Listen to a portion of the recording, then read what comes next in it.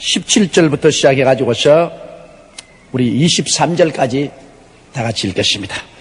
제가 또 엘리야의 심령과 능력으로 주 앞에 가서 아비의 마음을 자식에게 거스리는 자를 의인의 슬기에 돌아오게 하고 주를 위하여 세운 백성을 예비하리라. 사가랴가 천사에게 이르되 내가 이것을 어떻게 알리요? 내가 늙고 아내도 나이 많으니이다. 천사가 대답하여 가로되 나는 하나님 앞에 섰는 가브리엘이라. 이 좋은 소식을 전하여 내게 말하라고 보내심을 입었노라. 보라, 이 일이 되는 날까지 내가 벙어리가 되어 능히 말을 못하리니 이는 내 말을 내가 믿지 아니하며니와 때가 이르면 내 말이 이루리라 하더라. 백성들이 사가랴를 기다리며 그의 성소 안에서 지체함을 기이 여기더니 그가 나와서 저희에게 말을 못하니 백성들이 그 성소 안에서 이상을 본 줄 알았더라. 그가 형용으로 뜻을 표시하며 그냥 벙어리대로 있더니 그 직무의 날이 다 되매 집으로 돌아가니라. 제가 엘리야의 심령과 능력으로 주 앞에 서서,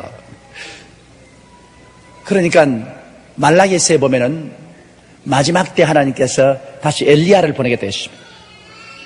엘리야를 보내겠다. 그런데 바로 그 엘리야가 지금 저 강원도에 있는 엘리야가 아니라 세례 요한이 바로 엘리야인 것입니다. 마지막 때 주님께서 엘리야를 보내리니 그가 많은 사람을 하나님께로 돌아오게 하겠다. 그런데 요새 어디 턱도 없이 강원도에서 엘리야가 생겨가지고서 자기가 마지막 때 엘리야니 자기 말을 믿어야 된다 그러고 외치는데 참 기가 막힌 노릇인 것입니다. 이제 마지막 때 강원도에 엘리야 세워가지고서 언제 온천한 만국에 다 전파하겠어요. 세례 요한을 성경은 분명하게 엘리야의 심령과 능력으로 주 앞에 서겠다 했습니다. 그러므로 세례 요한은 바로 하나님께서 엘리야에게 주신 그 뜨거운 하나님을 사랑하는 열정과 그 간절한 마음, 그 말씀의 위대한 능력을 세례 요한에게 주었어요. 세례 요한이 백성들을 회개시킨 것입니다. 엘리야는 바로 이스라엘 백성들이 하나님을 배반하고 떠났을 때 3년 6개월 동안 벌을 받아 흉년이 들었을 때 그가 이스라엘 백성들 앞에서 바알신을 섬기는 제사장과 시합해 가지고서 갈멜산에서 그들을 정복하고 하나님 비가 오게 한, 그래서 많은 사람을 회개시켜서 다시 하나님께로 돌린 사람입니다. 바로 세례 요한이 그런 역할을 하게 되면서 많은 사람을 회개시켜서 하나님께로 돌아오게 하고 구원의 연총을 입게 하는 큰 능력을 베풀 뿐이다. 그래서 제가 또 엘리야의 심령과 능력으로 주 앞에서 가서 아비의 마음을 자식에게 거스리는 자를 의인의 슬기에 돌아오게 하고 하나님의 마음을 사람들에게 돌아오게 하고 또 사람들의 마음이 회개하고 하나님 아버지께로 돌아오게 하고 주를 위하여 세운 백성을 예비하라. 예수 그리스도를 위해서 거대한 무리를 준비해 놓겠다, 그 말씀인 것입니다. 사가랴가 천사에게 이르되 내가 이것을 어떻게 알리요? 내가 늙고 아내도 나이 많으니이다. 아마 사가랴가 나이가 많은가 봅니다.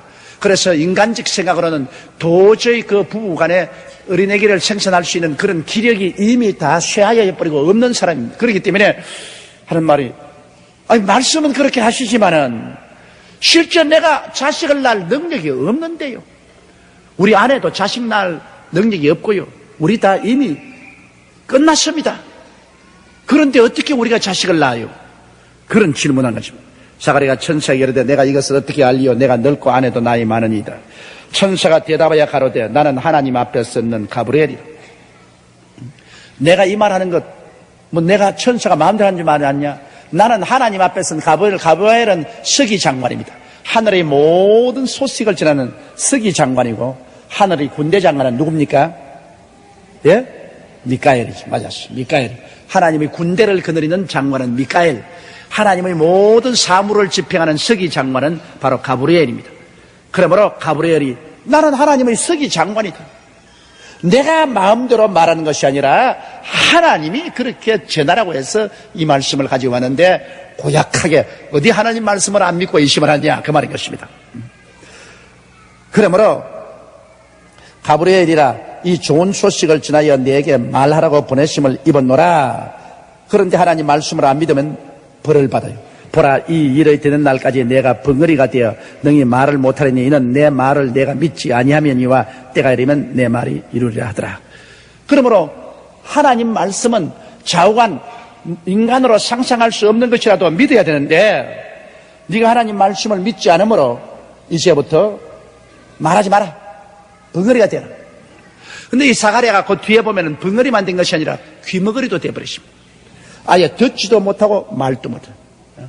하나님 말씀을 의심하면 그 다음에 하나님께서는 듣지도 못하게 하고 말도 못하게 만들어버립니다. 이 굉장한 벌입니다. 이러므로 우리는 하나님께서 우리에게 말씀하시면 믿어야 돼. 무조건 하고. 두 말을 할 필요가 없어. 왜냐하면 하늘과 땅을 지으신 하나님께서 말씀하시는데 뭐 우리가 조그마한 인간이 뭘 가지고서 왈고 말을 하겠습니까? 하나님의 말씀을 믿지 않을 때는 하나님의 벌이 내려옵니다. 여기에 바로 사가랴가 이제 벌을 받아서 귀머거리가 되고 벙어리가 되어버렸습니다. 그러나 이제 네가 기다려보라. 자식을 낳게 되면 그때는 네가 이제 믿게 될 것이다.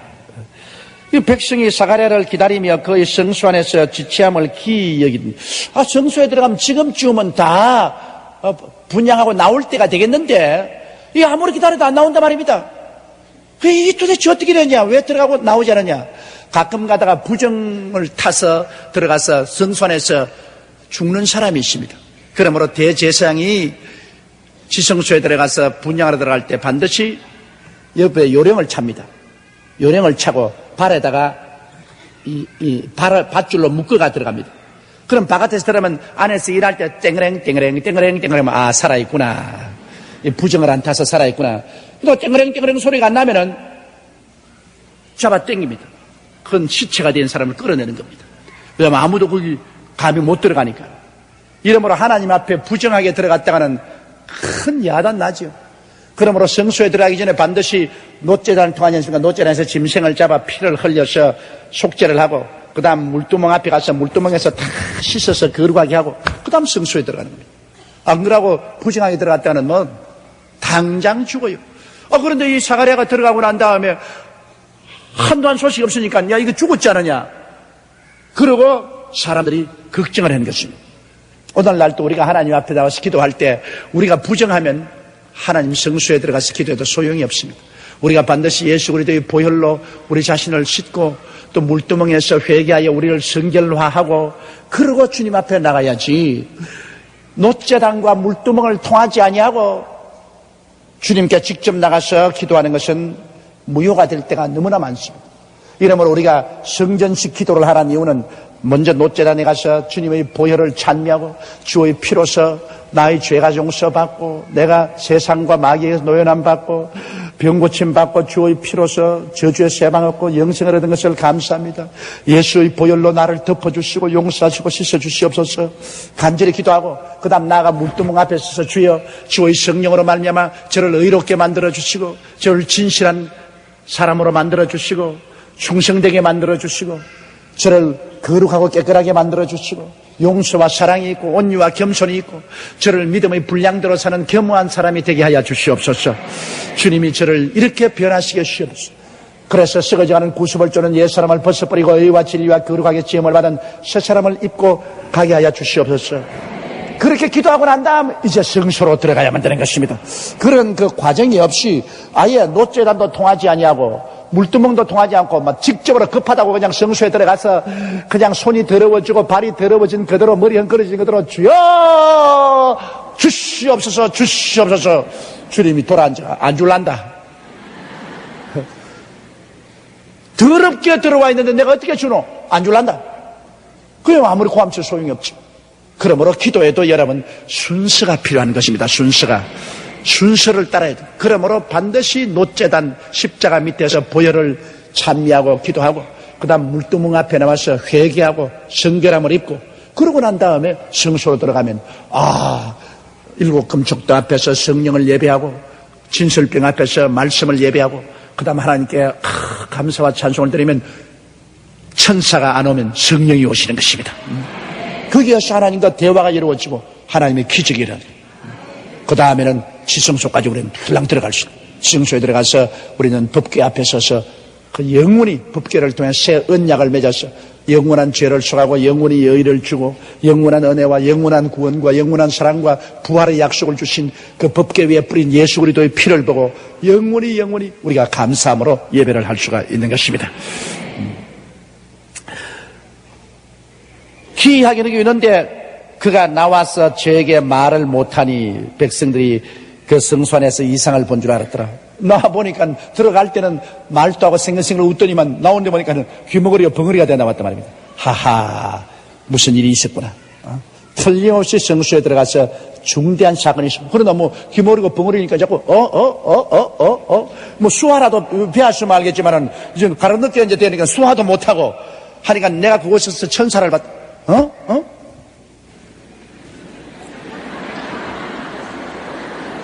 이래서 하니까 뭐 알아들을 수가 있어 말을 하지. 왜 뭐 손으로서 자꾸 설명을 해도 뭐 안 되니까 사람들이 답답해 하다가 자기 이제 성소의 일을 마쳤으니까 그대로 이제 집에 돌아간 것입니다. 그가 나와서 저희들에게 말을 못하니 백성들이 그 성소 안에서 여러분과 함께 누가복음 1장 26절부터 있는 말씀으로 번역을 나누겠습니다. 누가복음 1장 26절을 다 채워주시기 바랍니다. 우리 함께 읽겠습니다. 여섯째 달에 천사 가브리엘이 하나님의 보내심을 받들어 갈릴리 나사렛이란 동네에 가서 거기만 읽었어요. 엘리사벳이 수태한 지 6달 만에 가브리엘 천사가 하나님의 보내심을 받아서 갈릴리 나사렛이란 동네에 보내심을 받았는 것입니다. 그러므로 이 세례 요한과 예수 그리스도와의 인척 관계입니다. 서로 친척이 되는 것입니다. 그런데 세례 요한이 예수님보다 6달 먼저 났습니다. 하나님의 섭리는 참 놀라운 일입니다. 그러므로 이 세례 요한도 그 아버지와 어머니가 연노에서 인간적으로 어린애기를 낳았습니다.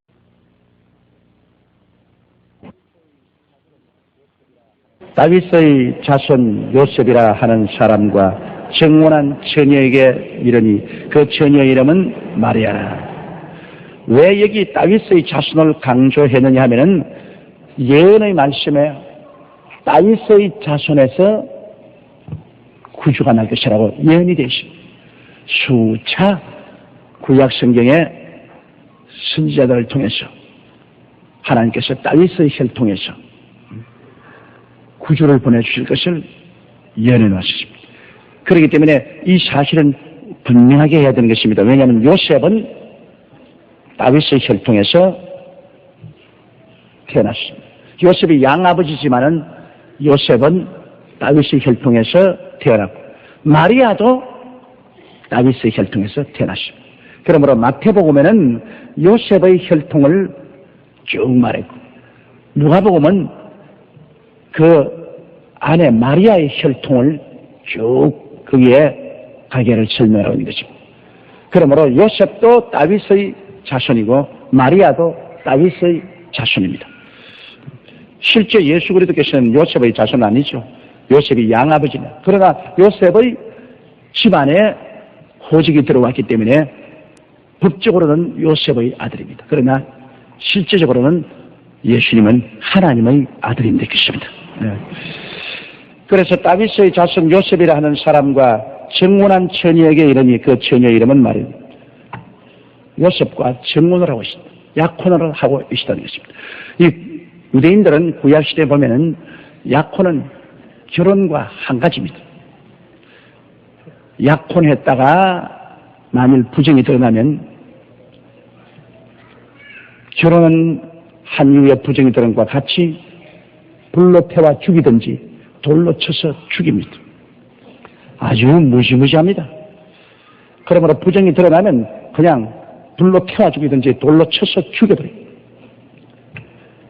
이런데 여러분, 마리아가 요셉과 정혼을 하고 아직 결혼을 하지 않았는데 어린아기를 가졌다는 것은 이건 참으로 위험천만한 일입니다. 요셉이 말 한마디만 하면은 불로 태우든지 돌로 쳐 죽여야 되는 것입니다.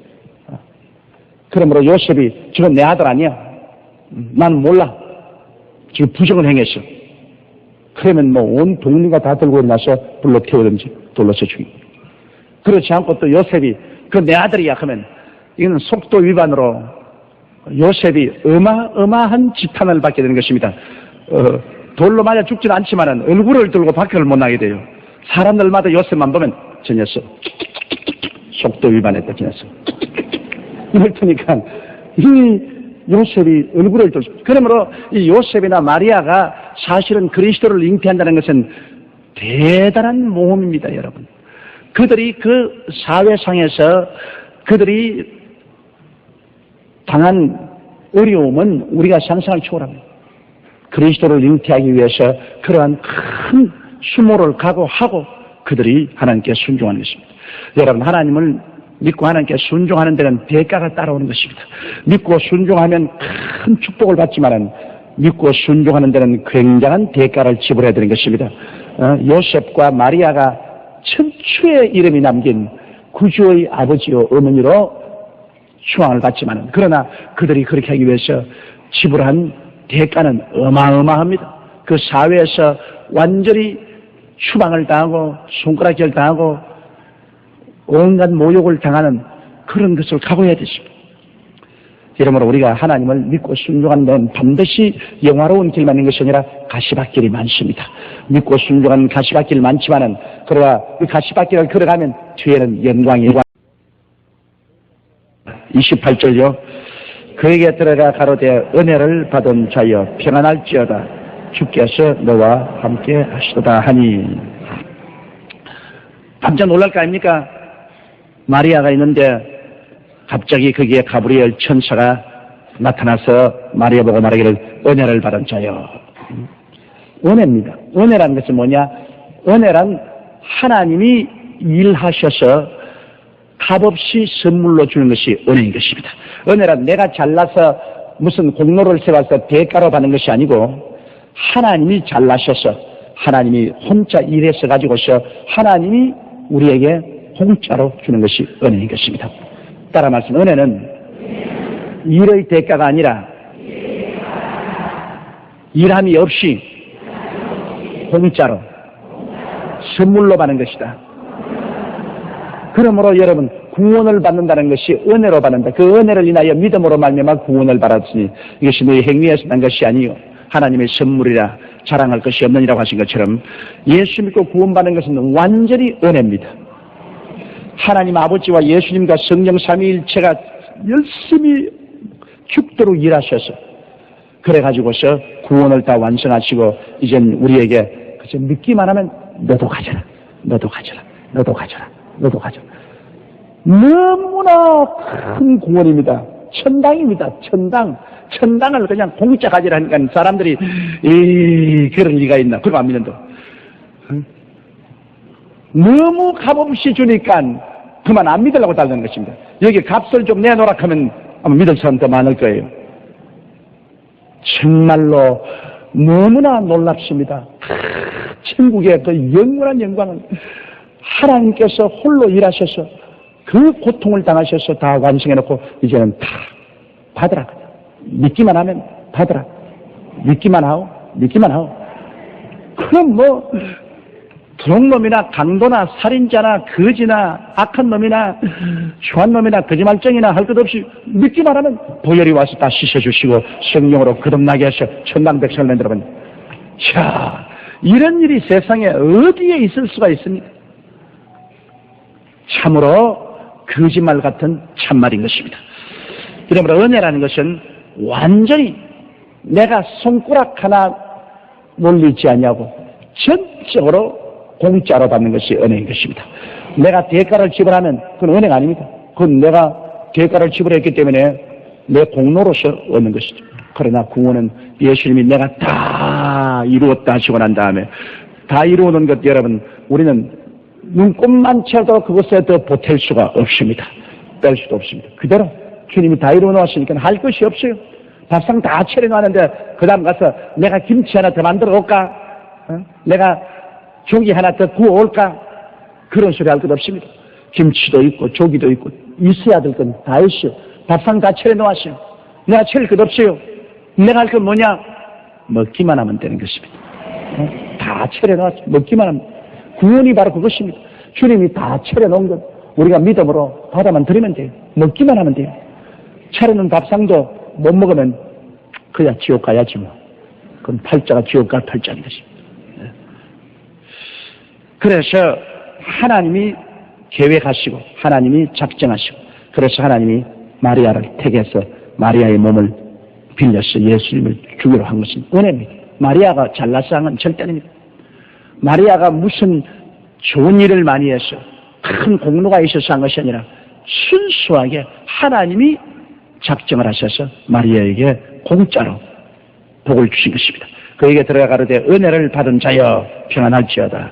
은혜가 오면 평안이 와요. 왜냐하면 하나님이 다 일해 주시니까 내가 편안할 수밖에. 그렇잖아요. 내가 일하라면 내가 근심이 되고 염려를 하고 그냥 고통스러울 것인데 하나님이 다 대신 일해 주니까 나는 편안할 것밖에. 그러므로 우리가 구원도 편안합니다. 예수 믿으면 구원받기 때문에 예수 믿고 평안을 얻으라. 그 말은 예수 믿고 평안을 얻으라. 따라 말씀하세요. 예수 믿고 평안을 얻으라. 왜냐하면 주님이 다 구원의 역사를 해놨기 때문에 나는 일할 것이 없으므로 편안하죠. 우리의 신앙생활도 그렇습니다. 수고하고 무거운 짐진 자들은 다 내게로 오라. 내가 너희를 쉬게 하리라. 주님께 모든 것 다 기도로 맡기면 맡겼다는 증거로 마음의 평안이 오는 것입니다. 마음의 평안이 안 오면 아직 안 맡긴 거예요. 아직 내가 쥐고 있는 겁니다. 주님이 내놓아라. 아, 이거 못 내놓았겠어. 내놓아라. 아니요. 내놓아라. 아니요. 내가 붙잡고 주야 도와주시옵소서. 뭐냐? 내놓아라. 아니요. 내가 잡고 있을 때 도와주시옵소서. 내가 잡고 있으면 마음이 편안하지 않습니다, 여러분. 그러므로 내 마음이 편안하지 않을 때는 내가 잡고 있을 때인 것입니다. 그러나 내가 잡고 있는 것을 턱 놔버립니다. 그러면 주님이 탁 받아서 책임지는 그 증거로서 마음에 평안이 오는 것입니다. 내가 붙잡던 것 주께 맡기고 감정을 버리고 말씀에 서니 불완전한 믿음 완전해지고 내가 붙잡던 것 주가 붙드네. 내가 붙잡던 건 주님이 붙잡은 연락이십니다. 내 남편도 주님이 붙잡아 주시고 자식도 주님이 붙잡아 주시고 사업도 주님이 붙잡고 내 일도 주님이 다 붙잡으시고 수고하고 무거운 짐진 자들아 다 내게로 오라. 내가 너희를 편히 쉬게 하리라. 하늘과 땅의 모든 권세를 다 가지고 계신 하나님께서 붙잡아 주겠다고 하는데 우리는 안 놓겠다고 하니 이게 문제입니다. 주님이 붙잡아 주겠다는데도 안 놓고 잡고 있습니다. 여러분이 잡고 있어봤자 별 볼 일 없어요. 그냥 눈 딱 감고 맡겨버리기 싫은 주의 이름으로 축원합니다. 맡기세요. 말은 아멘 하면서도 마음에는 맡기지 말아야지. 맡겼다가 주님이 안 해주면 내만 소연할 것 아니야. 그게 불신앙이거든. 왜 안 해줄 것을 믿느냐 말입니다. 아예 살든지 죽든지 흥하든지 망하든지 성하든지 쇠하든지 근본 일체의 믿음으로 하나님께 내가 맡겨버려. 에스더와 같이 죽으면 죽으리이다. 그러고 나가면 하나님이 책임져 주시는 것입니다. 이러한 믿음에 도착하기 위해서는 말씀으로 무장하고 기도로 무장해야 돼요. 말씀으로 무장하고 기도로 하는 그 기도에서 그 기도를 통해서 내게서 간 줄을 착 끊어버립니다. 철렁 기도로 끊겨서 줄 끊어진 연이 푹 날아가듯이 내 짐이 주님께 다 맡깁니다. 그 결과는 뭐냐? 편안인 것입니다. 하나님이 일해주는 건 은혜지요. 은혜가 오면은 편안이 오는 것입니다. 그러므로 우리가 가슴에 불안과 공포를 가지고 있을 때는 아직 하나님이 책임지지 않았습니다. 하나님이 책임질 때는 그 결과로 마음속에 평안이라는 큰 반응이 우리 마음속에 다가온다는 것을 알게 되시기를 주의 이름으로 축원합니다. 그에게 들어가 가로되 은혜를 받은 자여 평안할지어다 주께서 너와 함께 하시도다. 은혜가 오면 평안이 오고 평안이 오면 주님이 함께 계신 것을 알게 되는 것입니다. 29절요. 처녀가 그 말을 듣고 놀라 이런 인사가 어찌함인고 생각하며 놀랄 것 아닙니까? 왜냐하면 갑자기 가브리엘 천사가 나타나서 은혜를 받은 자여 평안할지어다. 하나님 너와 같이 계신다. 이거 어떻게 된 일이냐? 내가 무슨 은혜를 받을 것인가? 하나님이 왜 나와 같이 계신 것인가? 이거 무슨 일인가? 왜냐하면 유대민족들은 다 압니다. 특별한 사연이 있으면 천사가 나타나는 것을 잘 알죠. 아브라함에게도 이삭에게도 야곱에게도. 그리고 성경에 여러 지도자들에게 하나님이 크신 사업을 이루게 할 때는 천사가 나타났습니다. 그러므로 이스라엘 백성들은 그 구약 성경을 잘 알기 때문에 하나님의 천사가 나타날 때는 반드시 하나님의 중대한 계획이 이루어진다는 것을 알고 기뻐하기도 하고 떨기도 하는 것입니다. 그런데 여기에 나사렛에서 가장 비천한 가난한 집 처녀에게 가브리엘 천사가 나타나서 은혜를 입은 자여 평안할지어다 하나님이 같이 계신다니까 그거 놀랄 밖에. 야, 이거 무슨 일을 하시겠는가? 기드온은 아셀 지파에 소속한 아주 평범한 청년인데 그가 숨어서 타작하고 있을 때 천사가 나타나서 큰 용사여 하나님이 너와 함께 계시도다. 그 보잘것없는 기드온이 천사의 방문을 받고 난 다음에 그때부터 변화되어 이스라엘을 구원하는 위대한 지도자로 변모된 것입니다. 천사가 방문하면 일이 생겨나요. 일이 생겨나요.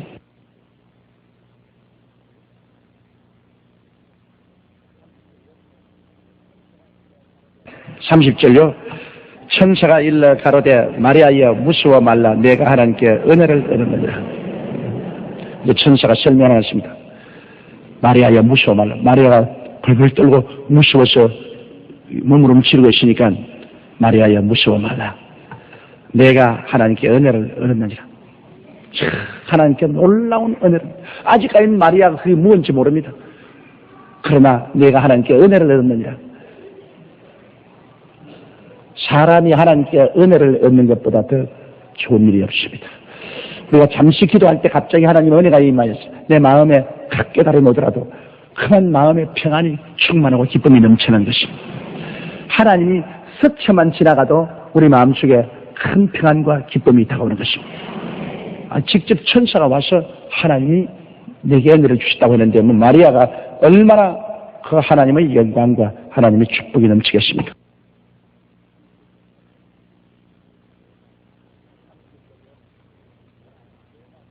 31절요.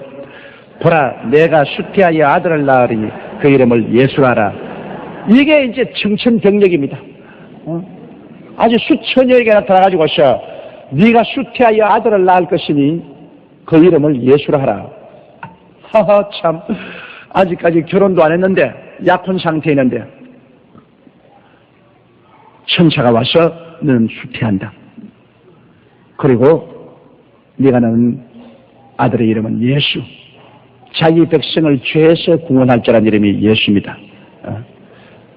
그 헬라 히브리 원어는 야슈아입니다. 야슈아. 그럼 우리 한국말이 제일 그 이름에 같이 합습니다.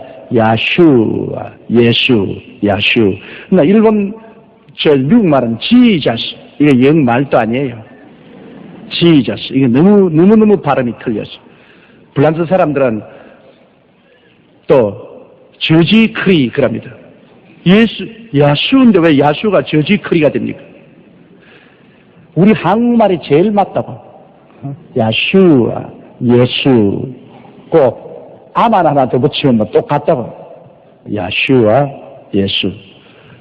또 하나님 성함도 그렇다고요. 여러분 하나님 성함도 여호와라는 것은 이것은 미국 영어식 발음입니다. 미국 영어식 발음. 제호바, 여호와. 그러나 원래 하나님이란 히브리 원어는 우리가 늘 말하는 야훼입니다. 야훼 하나님. 그래서 내가 꼭 야훼라고 부르자 하는 것은 자기 아버지 이름도 똑똑히 못 부른 자식이 무슨 자식 노릇합니까? 그렇잖아요. 하나님 아버지 이름도 똑똑한 이름을 못 부르면 어떻게 합니까? 여러분, 제가 저 이름을 조다윗이라고 하는 것은 뭐 그 배우의 의미도 있겠지만은 저는 우리 교회만 목회하는 게 아니라 전 세계 다니면서 목회를 하는데 다시 내 이름을 발음을 잘 못해요. 불란서에 가니까 앉아 이런데 요나기 조 그래요. 그 요나기 일본말로 뱀장어가 운하기거든. 그래서 요나기 조 그게 무슨 뱀장어 장사가 왔나. 근데 가만히 앉으시니까 불란서 여자가 오더니 나를 툭 치지만 당신 이름 뭐냐 그래요. 그래서 내가 용기조라 하니까 아니 요나기조 아니야 그럽니다. 그럼 용기조를 요나기조라 하니 이게 기가 막혀. 미국에 가면 대개 내 이름을 양기조라 그럽니다. 내가 무슨 양기가 활발한지 날 보고 양기조. 그 다음에 또 동남아에 가니까 어떤 사람이 잡으면 여기조 그래요. 그래서 난 여기에 또 조시가 있단 말인가. 가만히 있으니까 내가 딱 치면서 여기조 그럽니다. 도저히 발음이 안 돼. 용기조가 그렇게 힘든가 봐요. 그래서 할 수 없이 내가 데이빗을 붙이니까 이건 뭐 전 세계가 다 발음. 데이빗조. 그 사람이 이름을 정확하게 발음 안 해주면 기분이 나쁘다고요. 나무 이름을 요나기조라 하든지 여기조라 하든지 야기조라 하니까 사람을 어떻게 보고 이렇게 하시면 기분이 좋지 않다. 적어도 우리가 하나님의 아들들이, 하나님의 자녀들이 우리 아버지 이름을 야훼 하나님을 여호와라 하면 어떻게 합니까? 비슷하게 보이지만은 상당히 틀리잖아요. 그러므로 우리 하나님은 야훼 하나님이지. 한번 따라 말씀. 야훼 하나님. 그리고 예수님도 야슈아입니다. 야슈아. 우리 한국말로 예수. 상당히 맞습니다. 야슈아, 예수. 그러나 지자스라든지 저지클이라든지 완전히 삼류입니다. 삼류. 아마 주님도 와서 무슨 말인지 못 알아들 겁니다. 그 누구 부른지 모르고 주님이 한국 사람이 멈춰가 왜 한국 사람이라고 하는 한국 사람은 올바른 이름을 부르니까 예수 그러니까 이건 처음 봤는데 주님이 지자스 크라이스트 나 그런 이름 아닌데 그 누구 이름이냐? 난 한국 사람이 내 이름 올바르게 부르니까 한국 사람이 갈란다. 그 이름을 정확하게 발언하는 것은 참 중요한 것입니다. 물론 외국 이름이 그 발음하기가 곤란하죠. 곤란하더라도 이런 중대한 고유 명사는 그대로 불러야 돼요. 우리 발음에 맞추어가지고 32절요. 제가 큰 자가 되고 지극히 높으신 이의 아들이라 일컬을 것이요 주 하나님께서가 조상 다윗의 위를 저에게 주시리니. 자, 제가 큰 자가 되고 큰 자가 아니라 최고의 통치자죠. 예수님께서는 빨간 핏덩어리 어린아기로 태어나셨으나 그러나 그는 하늘과 땅의 모든 권세를 다 가지신 만왕의 왕 만주의 주이시겠습니다. 그 핏덩어리로 태어난 예수님께서 그 입술의 말씀으로 천지를 만드신 우주의 창조자입니다. 그런 창조자가 우리를 구원하려고 사람이 되어시기 위해서 핏덩어리 조그마한 아기로 태어났다는 것, 이거 보통 일이 아닙니다. 그리스도가 구주가 되기 위해서 하나님이 당신 자신을 핏덩어리 어린 아기로 마리아의 몸속에 잉태되어서 태어났다는 것, 이거 보통 일이 아닙니다. 보통 일이에요. 하나님이 사람 한 사람 구원하는데 얼마나 큰 계획과 얼마나 큰 희생을 지불해야 되었다는 것을 우리가 볼 수 있는 것입니다. 이렇게 큰 구원을 등한히 하면 어찌 피하리요? 성경 그렇게 말하고 있습니다. 못 피하죠. 예수 그리스도의 구원을 등한히 한 사람은 하나님의 무지무지한 심판을 받게 되는 것입니다. 그러므로 그 예수 그리스도는 큰 자가 되고 지극히 높으신 이의 아들이라 일컬을 것이요. 하나님의 아들을 일컬을 것이요. 하나님께서 그 조상 다윗의 위를 저에게 주시라. 다윗은 위는 바로 이스라엘의 왕입니다. 우리 주님께서는 육신의 선민인 이스라엘의 왕이요 영의 선민인 모든 만민의 왕이 되시는 것입니다. 나중에는 여러분 두 가지 민족이 있어요. 우리가 부활하면 새하늘과 새 땅과 새 예루살렘에 들어가는 사람은 영의 선민이고 이 땅에 남아있는 사람은 야곱의 후손인 육의 선민인 이스라엘은 이 땅에서 천천세세 삽니다. 그건 육의 선민이기 때문에 천년왕국 이후로 주님께서 다시 한번 심판을 하셔서 선택한 백성은 다 야곱의 후손 유대민족입니다. 유대민족 이외에 예수 안 믿는 사람은 다 멸망받고 마는 것입니다. 그러므로 야곱의 후손 유대민족 육의 선민은 하나님께서 천년왕국 이후로 이 땅에 살게 해서 신청신지 영은 무궁세계로 들어가게 했어요. 그래서 늘 시집가고 장가하고 어린애기 낳습니다. 인간은 그때로는 죽지가 않습니다. 천천세세로 살면서 계속 육의 선민은 육의 선민대로 자식을 낳습니다. 그러니 뭐 인구 폭발도 보통 인구 폭발이 아니죠. 그래서 여러분 생각해 보십시오. 무엇 때문에 하나님이 저녁에 하늘에서부터 저 많은 별들을 만들어 놓았겠습니까? 하나님이 만드신 것은 쓸데없는 것은 하나도 없습니다. 저기 다 나중에 지구처럼 변화될 것입니다. 하나님이 그 속으로 사람들을 옮겨가지고서 자꾸 인류의 수는 많아지는 것입니다. 그러나 부활해서 올라간 수는 딱 정해져 있습니다. 그 부활해서 올라간 사람들은 모두 다 예수 그리스도와 함께한 신부로서 그 온 우주를 상속으로 받아 그리스도와 함께 이 우주를 다스릴 왕으로 들어갈 것입니다. 여러분 자신 한번 보시면 여러분이 우주를 다스릴 왕이 될 만한 자격인지 한번 내려다 보세요. 지금 상태로서는 도저히 안 되겠지만은 부활해서 일어나면 그때는 사람이 새롭게 되는 것입니다. 하나님의 위대한 능력이 임하여서 그리스도의 모습으로 닮아 그리스도와 함께 우주를 상속으로 받아 왕노릇하고 여러분들도 육의 선민이 자꾸 자라나서 그저 달에 수성, 금성, 지구, 화성, 목성, 토성, 명왕성, 천왕성, 저 안드로메다 성자 그럴 때 거기에 가서 여러분이 다 그리스도와 함께 다스려야 됩니다. 한 자리씩 하고 다스려야 됩니다. 그때 여러분 우리나라에도 놀러 오세요. 저 끝없는 별나라에 퍼져나갈 것입니다. 그때 저도 시간 있으면 여러분 나라에 놀러 갈 테니까. 참으로 우리가 앞으로 전개될 세상은 우리의 상상을 초월합니다. 요새 과학이 발달돼 가지고서 인간이 만들어가는 과학적인 세상도 시시각각으로 변합니다. 순간순간으로 변합니다. 그런데 하나님이 만드는 세상이야 도저히 우리 인간의 머리로서 상상을 초월하죠. 그래서 예수 그리스도를 육신의 선민인 유대인의 왕이 되고 그리고 영의 선민인 우리들의 왕이 되시는 것입니다.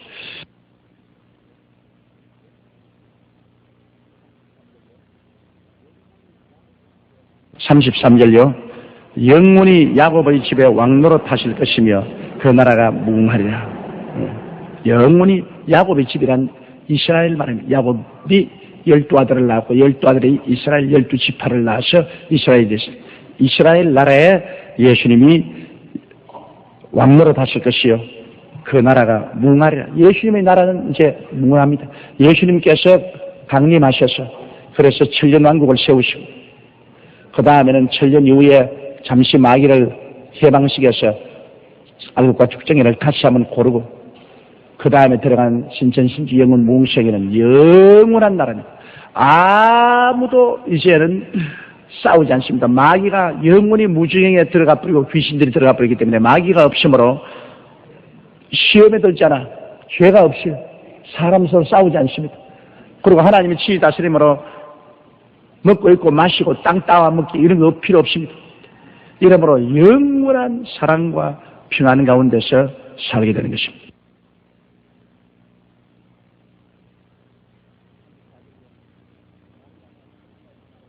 34절요. 마리아가 천사에게 말하되 나는 사내를 알지 못하니 어찌 이 일이 있으리까. 그 마리아가 너무너무 쇼킹한 말이라서 천사에게 말했습니다. 나 아직 결혼 안 했는데요. 아직 약혼만 했지. 난 아직 결혼도 안 했는데 어떻게 해서 내가 애를 낳을 수가 있습니까? 그러니까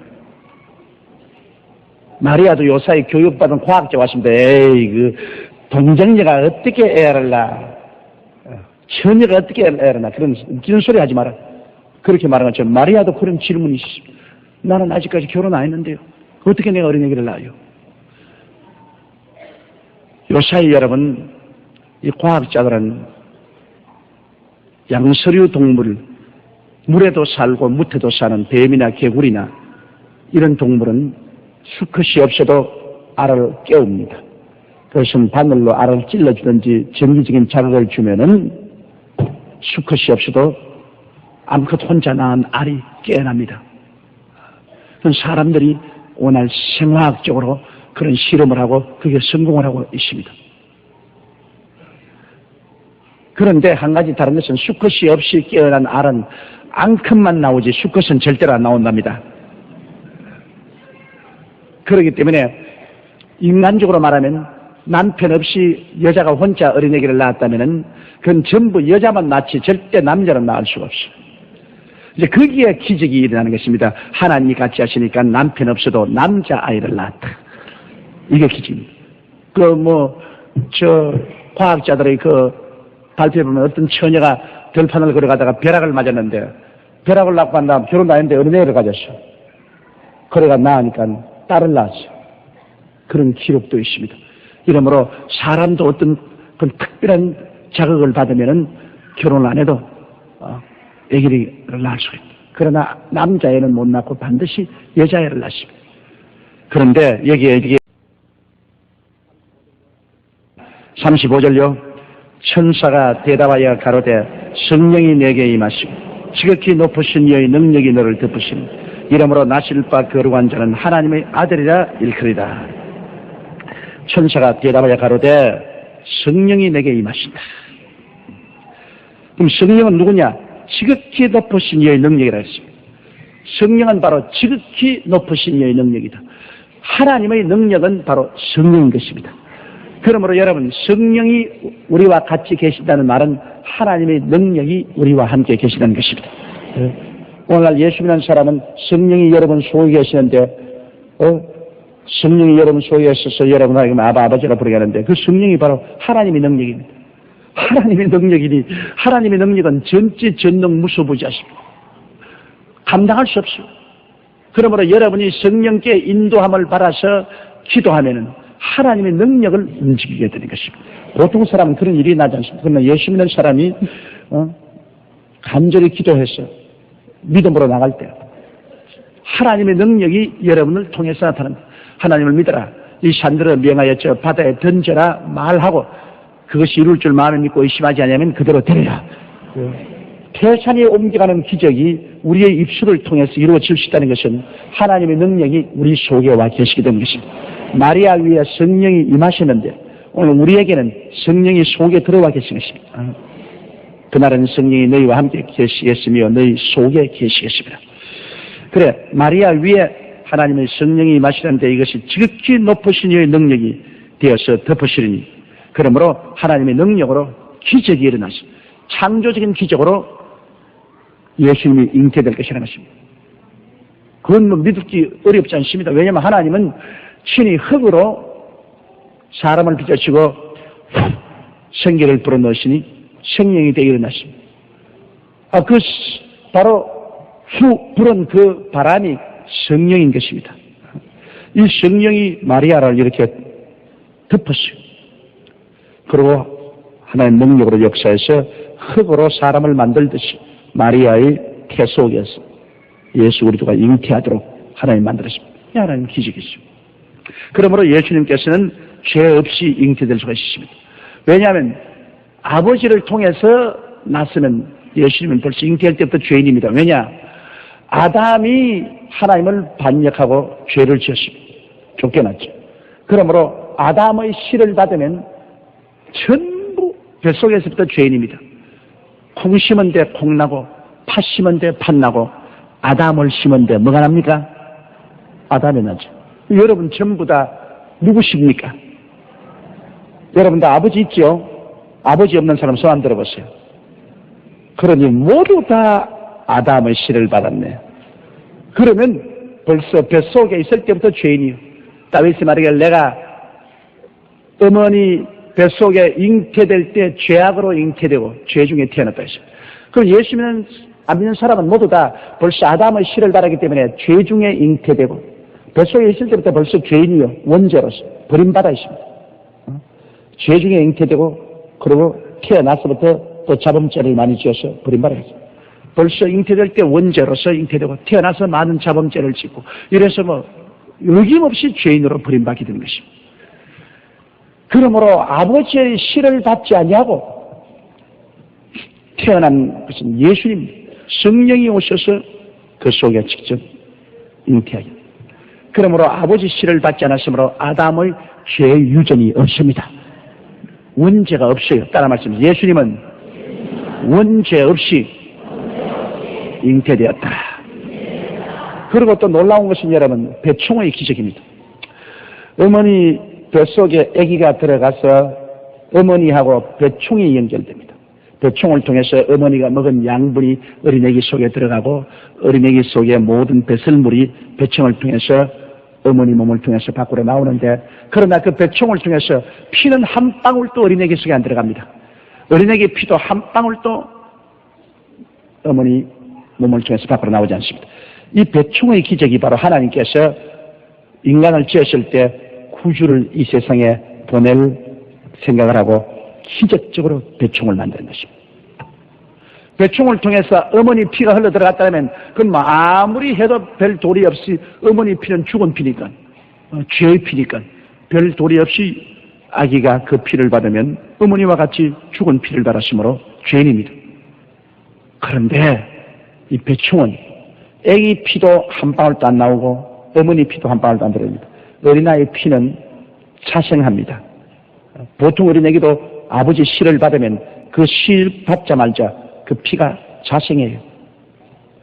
그래서 어머니 피형하고 어린아이 피형이 다를 때가 많습니다. 어머니는 AB형인데 아기는 B형이 되고 혹은 A형이 되어 나오는 그런 거 보면 어머니 피가 하나도 안 쓰겠다는 것을 말합니다. 배총의 기적입니다. 이러므로 예수 그리스도가 성령으로 말미암아 어머니 뱃속에서 딱 잉태해서 배총을 딱 연결해서 마리아하고 연결되니까 예수님이 마리아를 통해서 얻은 것은 살과 뼈는 얻었습니다. 마리아가 먹은 음식을 받아가지고서 어머니로부터 살을 얻고 뼈는 얻지만 예수님의 혈관에 흐르는 피는 아담의 피가 한 방울도 없습니다. 예수님의 피는 거룩한 성령의 피인 것입니다. 그래서 예수님의 보혈이 우리 죄를 사하는 능력이 있는 것입니다. 예수님의 피 한 방울은 온 우주를 사고도 남음이 있는 능력이 있는 것입니다. 예수님의 피는 죄가 전혀 없습니다. 순수한 거룩한 성령의 피입니다. 그러므로 그리스도의 피가 얼마나 거룩하고 얼마나 능력이 있는지 말로 형용할 수 없어요. 모든 사람들은 그 피가 이미 다 죄인의 피입니다. 죄인의 피가 무슨 힘이 있습니까? 아무리 흘러봤자 그건 죄값으로 흐르는 피입니다. 예수님의 피는 죄가 없는 거룩한 피이기 때문에 그 한 방울이 흘러도 그 대가를 지불해야 되는 것입니다. 어마어마한 대가를 지불해야 되는 것입니다. 그런데 마귀가 유대인과 로마 사람을 꾀가지고서 예수님을 십자가에 못 박아 그 거룩한 피를 잘잘잘 다 흘려놓았으니 그 죄가 어디에 가겠습니까? 그 무시무시한 짓을 했으니 그 대가가 뭡니까? 그 대가가 마귀가 무장이 해제되고 박살나고 그 대가가 자기가 잡고 있던 인류를 다 놓아야 되고 그 대가가 그 피만 믿는 사람은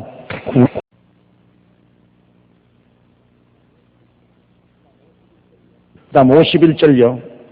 그의 팔로 힘을 보이사 마음을 성하게 교만한 자를 흩으셨고, 교만은 패망의 선봉이요 거만한 마음은 멸망하는 앞잡이라고. 전문 주일날도 제가 설교했지만 그 아름다운 루시퍼, 우리 아담과 하와가 살기 전에 하나님은 옛 에덴을 가지고 계셨습니다.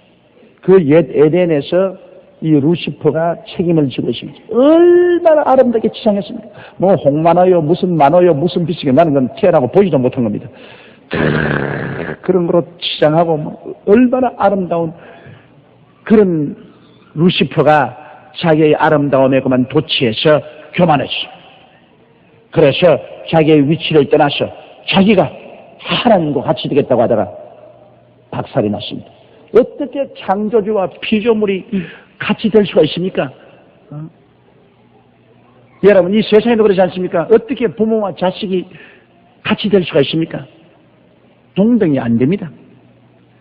하물며 우리를 만드신 자와 만듦을 받은 사람이 어떻게 동등이 됩니까? 그게 루시퍼가 하나님과 동등되는 버리 말이죠. 아담과 하와도 자기들이 하나님과 동등되려고 하다가 망했던 말이에요. 교만은 패망의 신봉이요 거만한 마음은 멸망의 앞잡이라. 하나님은 교만한 자를 물리치시고 겸손한 자에게 은혜를 주신다. 그렇게 말하십니다. 그러므로 우리는 스스로 잘났다고 생각해서는 안 됩니다. 스스로 언제나 애통하는 마음이 가난해야 되고 마음이 애통해야 되고, 내 마음이 언제나 나는 부자라 이제 부족한 것이 없다 생각하지 말고 언제나 자기의 부족을 생각하고 언제나 깨어진 애통하는 마음을 가지고 하나님께 나가는 그런 사람이 되었습니다.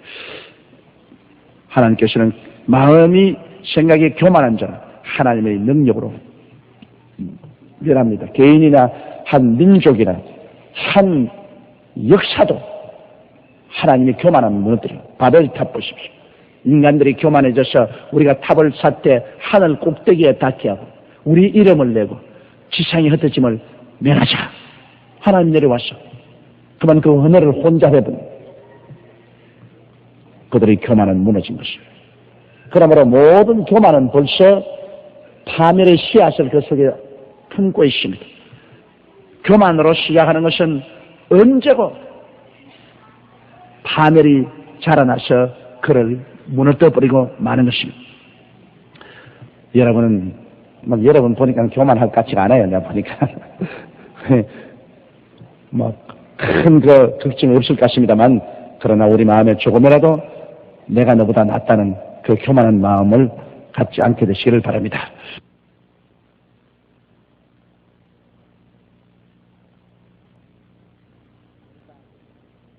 그 다음 52절에요. 권세 있는 자를 그 위에서 내리치셨으며 비천한 자를 높이셨고 줄이는 자를 좋은 것으로 배불리셨으며 부자를 홍수로 보내셨도다. 권세 있는 자를 그 위에서 내리쳤다는 말은 모든 권세 있는 사람은 하나님이 다 내리치는 것이 아니고 하나님께 대적한 권세를 말하는 것입니다. 타락한 권세, 모든 권세는 위에서 나지 아니함이 없습니다. 모든 권세는 다 위에 하나님께서 난 것이기 때문에 그 권세를 가지고 하나님을 경외해야 됩니다. 그 권세를 가지고 하나님을 받들어야지 하나님을 배척하고 그리고 부패한 권세는 하나님 반드시 치십니다. 하나님을 저버린 부패한 권세가 여러분 인류 역사상에 오래오래 지속한 적이 없습니다. 치시는 것입니다. 그러므로 어떠한 권세도 하나님을 두려워하고 하나님을 경배해야 됩니다. 왜냐? 권세는 하나님이 세우십니다. 북한의 김일성이 같이 부패한 권세, 하나님이 권세를 주었는데 그가 북한의 권세를 잡고 자기를 우상화하고 자기를 하나님 자리에 얹어놓고 하나님을 대적하고 수많은 생명을 빼앗고 피를 흘리고 부패한 권세. 그 부패한 권세는 하나님이 내리치십니다. 하나님이 내리치셔요. 왜 북한을 하나님이 저래 오랫동안 내버려 놓고 빨리 다스리지 않습니까? 그런 질문하는 사람도 많지만은 내가 보기에는 북한을 우리 대한민국 사람을 회개시키고 깨어서 기도하도록 하는 하나님의 책찍이라고 생각합니다. 그래서 우리가 게을르지 말고 계속해서 경계하고 회개하고 하나님께 의지하도록 예수를 믿도록, 그래서 우리 대한민국으로 하여금 하나님을 경외하는 나라를 만들기 위해서, 하나님을 공경하는 나라를 만들기 위해서 하나님이 채찍으로 저기하다는 것. 사람이 위기를 당해야 하나님을 찾지, 등 따시고 배부르면 하나님을 안 찾습니다. 그러므로 항상 휴전선 저 건너편에 둥그리고 앉아가 우리 보고 협박하고 공갈하고, 그래서 우리에게 위기감을 느끼게 하므로 우리가 더 하나님께 간절히 매달리고 주님을 찾고 하나님 은혜 속에 있게 하기 위한 하나님의 한 채찍이라고 생각합니다. 충분한 예수 믿는 수가 우리 대한민국에 들어오게 되면 하나님께서 그 몽둥이를 치워버릴 줄로 믿습니다. 그러므로 권세 있는 자, 부패한 권세는 하나님이 그 위에서 내리쳤으며, 비천한 자를 비천하다고 해서 다 높은 게 아니라 비천하면서도 깨어져서 예수 그리스도를 믿고 하나님을 경외하는 자를 하나님이 높여주시는 것입니다. 그리고 줄이는 자를 좋은 것으로 배불리셔서, 비록 줄이지만은 그리스도를 모시고 하나님을 경외하는 자는 하나님께서 별을 부리시고, 부자가 돈 많다고 돈을 우상으로 삼고 하나님을 거역하고 그드렁거리는 그 부자는 하나님이 쳐서 나중엔 막상 망해가지고 공수로 돌아가게 하시게 되는 것입니다. 이러므로 온 우주는 하나님의 것이고 온 만물은 하나님이 지으셨고, 그리고 하나님이 절대 주권을 가지고 계신 이상 여러분 하나님을 섬기고 공경하기 위해서 우리가 시험을 받았으므로 이 자리를 떠나면 오래가지 못합니다. 우리의 존재 목적이 우리 하나님을 공경하기 위해서 우리가 만들어졌거든요. 하나님을 기뻐하고 하나님을 즐거워하고 하나님을 경외하고 공경하기 위해서 만물이 만들어졌습니다. 온 우주 만물이 다 하나님 영광 위해서 지었고, 더구나 사람은 하나님을 영광 돌리기 위해서 승기 위해서 만들었기 때문에 그 일을 등한히 하면은 다른 일을 아무리 해봤자 다 허무하게 짝이 없는 것입니다. 아예 그냥 마음에 하나님이 없으면 마음이 공동화됩니다. 마음이 완전히 텅 비어버려요. 그럼 그 비은 것은 뭐가 들어옵니까? 온갖 더러운 벌레들이 다 들어와서 온갖 귀신이 다 들어와요. 그래서 사람의 마음은 하나님이 채워놓게 되어 있는데 하나님이 사람의 마음을 떠나버리고 공동화되면은 그 빈 공동 속에 그대로 빈 들어있으면 좋은데 온갖 잡탕 귀신이 다 들어온다. 그래서 인간은 파멸해야 되는 것입니다. 우리는 꼭 하나님을 마음속에 모시고 살도록 인간은 만들어졌습니다. 이 일을 우리가 꼭 해야 돼요. 우리 예수 믿는 사람은 두말할 것 없이 정말 하나님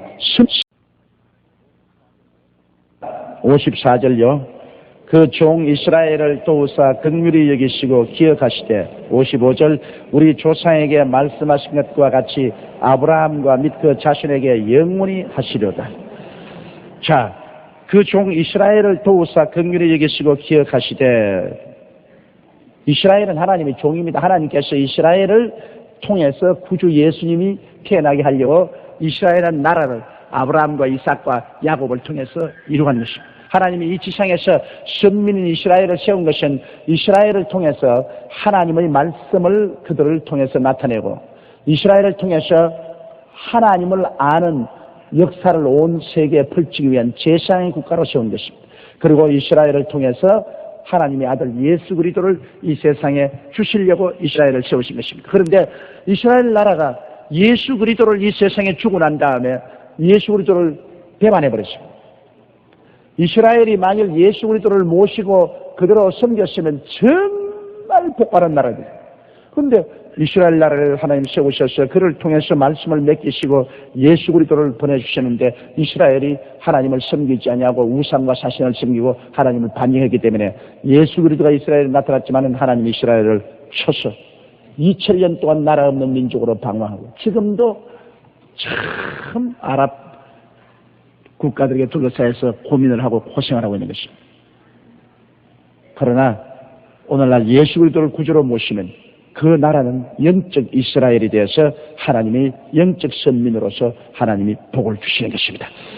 그러므로 육신의 선민인 이스라엘, 그 종 이스라엘을 하나님이 도와서 긍휼히 여기시고 기억하시되 아브라함과 이삭과 야곱의 예언하신 대로 그들을 통해서 우리 구주 나사렛 예수가 탄생하게 했다고 찬미를 하고 있는 것입니다.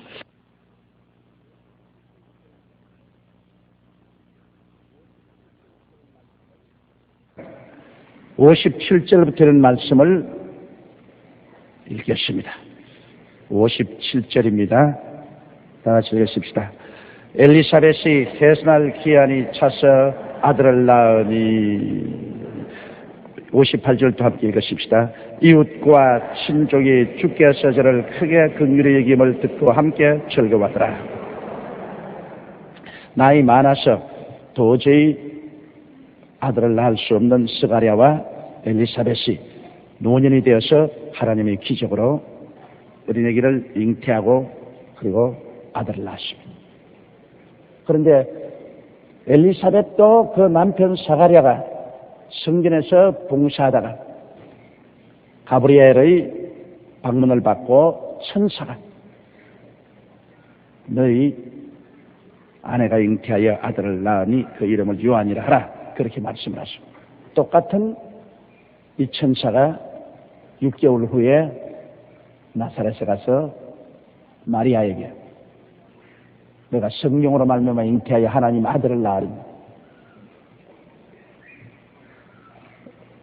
이 아들은 사람의 아들이 아닌 하나님의 아들이라고 그렇게 말씀을 하셨습니다. 하나님께서는 사람으로 할 수 없는 것을 얼마인지 아십니까? 이 스가랴나 엘리사벳은 나이 많아서 인간적인 생리현상으로서는 어린아기를 낳을 수가 없는데 낳은 것이고, 또 그보다 더 큰 기적으로 마리아는 결혼도 안 했는데 동정녀로서 성령으로 잉태하여 아들을 낳았다. 이런 사실을 우리가 보게 될 때 하나님은 하시고자 하시면 어떤 일도 할 수가 있다는 것입니다. 사람이 그 능력에 한계가 있지. 만물을 지으신 하나님께서는 하나님이 하시고자 하시면 어떤 일도 하십니다. 그래서 우리가 성경에는 구약시대를 보면 창세기로부터 시작해서 말라기까지 하나님의 기적이 수없이 기록되어 있습니다. 자연의 법칙이 있지만 하나님은 자연의 법칙을 사용하기도 하시고 필요하면 자연의 법칙을 초월해서 하나님은 역사도 하신다. 그리고 이 하나님께서는 이와 같은 역사를 하나님의 뜻을 쫓아도 행하시고 주의 백성들이 하나님께 부르짖을 때 그 기도를 들으시고 또 그런 기적을 베풀어 주시는 것입니다. 이러므로 우리는 우리 가운데 계시면서 우리를 위해서 기적을 베푸시는 하나님이 계시냐는 것을 알게 될 때 우리는 하나님께 정말 부르시어 기도해야만 될 것입니다. 사람으로 도저히 상상할 수 없는 일도 하나님은 행하시기 때문에 우리가 인간의 이성으로 모든 것을 정하지 말고 하나님을 바라보고 하나님의 능력으로 기적을 베풀어서 문제를 해결해 줄 것을 알고 우리는 기도해야 되겠습니다. 전번 주일에 제가 여러분에게 한가리에서 설교한 것처럼 베드로가 예수님을 바라보고 있을 때는 물으로 걸었지만은 예수님께로부터 눈을 돌리자 그는 물에 빠졌습니다. 그건 왜 그러냐? 예수님을 바라보고 있을 때는 하나님의 능력이 임하여서 그를 붙들어 주었지만 예수님을 바라보는 눈을 돌이켜서 인간의 이성이나 감각을 의지하고 마음을 두려워할 때 그만 물에 빠졌습니다. 우리도 예수님을 바라보고 우리 마음속에 믿음으로 살면은 하나님이 믿음을 통해서 역사해 주시면은 일단 믿음을 놓쳐버리고 인간의 이성이나 감각을 쫓아 사물을 바라보게 되면은 마음에 공포가 들어오고 공포가 들어오면 벌써 가라앉습니다.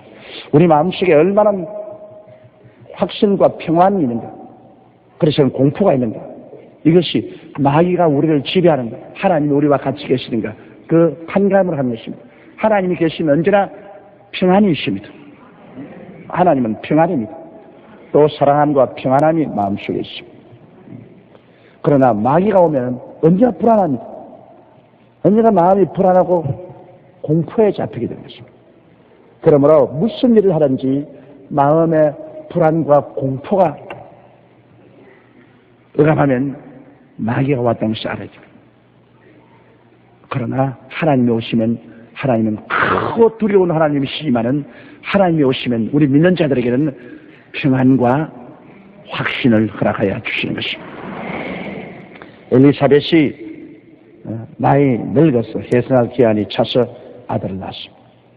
그 아들을 낳는 것도 기적입니다. 이제 나이가 많아서 근육이 수축이 잘 안 되니까 정말 난산에 난산을 할 수밖에 없습니다. 내가 보기에는 적어도 이분들이 60이 넘었다고 생각되는데요.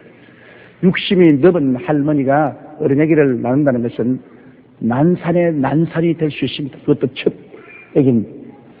그런데도 그랬더니 어린애기를 낳았어요. 그러면 어린애기를 잉태할 때만 하나님의 기적이 있는 것이 아니라 해산할 때도 하나님의 기적이 있는 것입니다. 나는 우리 오사카에는 우리 지교회 성도 이야기를 들었는데요. 그가 어린애기를 해산하게 되어 하나님께 기도를 많이 하고 그리고 한숨 자고 깨고 보니까 어린애기를 떡 낳아놨더랍니다. 참 그거 처음 들었어. 자기는 통증도 전혀 느낀 적도 없고 그냥 잤는데 자고 난 다음 깨니까 어린애기를 낳아놨어. 하나님이 도와주시면 고통 없이 어린애기를 분만할 수 있는 것입니다. 성경에도 그렇게 약속했습니다. 하나님께서 고통 없이 해산할 수 있게 해주겠다고 그런 약속이 있습니다. 이러므로 엘리사벳이 해산할 기한이 차서 아들을 낳았습니다. 그러니 이웃과 친족이 주께서 저를 크게 긍휼히 여기심을 듣고 함께 즐거워요. 하나님이 얼마나 긍휼을 베풀었기에 이 노년의 아기를 낳게 하는가. 그러니까 뭐 듣는 사람마다 이건 참 큰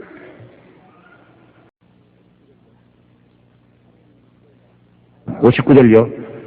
8일이 때문에 아이를 할례하러 와서 그 부친의 이름을 따라 사라라 하고자 하더니 유대민족들은 어린애기를 낳으면 8일째 할례를 합니다. 남자애는 할례라고 해서 양피 가죽을 베어버립니다. 그 남자애들은 태어날 때부터 필요 없는 그런 풍성한 가죽을 가지고 있는 것이 바로 양피입니다. 그 양피 가죽은 뱀니다. 요 사이는 예수를 안 믿는 어떠한 나라도 어린애기 낳으면 8해 만에 병원에서 의사가 양피 가죽을 베어버립니다. 그럼 왜 그러냐? 희한하게도 과학적으로 조사를 해본 결과에 유대인 여자들에게는 암이 별로 없어요. 그럼 왜 유대인 여자들은 암이 없는가? 그걸 조사하면 유대인 남자들이 전부 다 할례를 받기 때문에 양피 가죽을 베어버리기 때문에 불결하지가 않아요. 양피 가죽이 거기 풍부하면 그곳에 여러 가지 불결한 균들이 많이 모여 있어서 그래서 가정생활을 하는데 부녀들에게 암을 유발하는 균을 전달합니다. 그런데 양피 가죽을 베어버리면 거기에 균이 모일 곳이 없습니다. 이러므로 유대인 여성들에게는 암이 없어. 그래서 그것을 이학적으로 발견하고 난 다음에는 요사이 어느 나라든지 어린애기를 낳으면 8일 만에 할례를 합니다. 그런데 참 희한한 것은 어린아기가 8일 전에 몸에 상처를 입으면 죽습니다. 그건 왜냐? 피가 계속 흐릅니다. 피 가운데 섬유질이 아직까지 생기지 않아서 피가 응고가 안 돼요. 그러나 딱 8회째가 되면은 피가 응고될 수 있는 그 질이 가장 폭부에 이른다고 말합니다. 이 성경이 하나님의 말씀인 것을 우리가 알 수 있는 것은 옛날에 하나님께서 아브라함에게 어린애기 낳거더라 8일 만에 할례를 베풀라 그렇게 말할 때 아브라함이 무슨 과학을 안 것도 아니고 실험을 해본 것도 없습니다. 그런데 벌써 아브라함에게 8회째 할례를 베풀었습니다. 그것은 어린애기를 낳아서 8회째 가장 피가 응고가 잘 되기 때문인 것입니다. 그러므로 양피를 잘라버리더라. 그대로 피가 응고되기 때문에 피가 쏟아지지 않습니다. 그래서 꼭 8회 만에 할례를 줘야지 8회 전에 베풀면 안 된다고 그럽니다. 그 과학적으로 전혀 모르는 그 시대에 그걸 알았다. 하나님이 계시해 주지 않으셨으면 알 수가 없이 요새는 과학적으로 알지만 그때는 과학적으로 몰랐거든요. 옛날에 이스라엘 백성 보면 꼭 시체를 마치거나 부정한 데 가시는 물로 씻으라 그랬습니다. 그때 뭐 병균이 있는지 어떻게 압니까? 그러나 꼭 씻으라 그랬습니다. 그 종교적 의식으로 명령을 했습니다. 그것은 위생상 언제나 손발을 씻는 것이 가장 중요합니다. 그리고 문둥이가 들었다든지 이런 것은 불로 그 집을 태우라 했습니다. 가장 좋은 소독 방법은 불로 태우는 것입니다. 이런 여러 가지 정결과 소독법이 종교적 의식으로 많이 주어져 있는데 이것은 과학적으로 볼 때 병균을 불태워버리고 청결하게 해서 건강을 유지하게 하는 이 과학적인 것을 하나님은 종교적 의식으로 그들에게 가르쳐 주어서 엄숙하게 지키게 한 것입니다.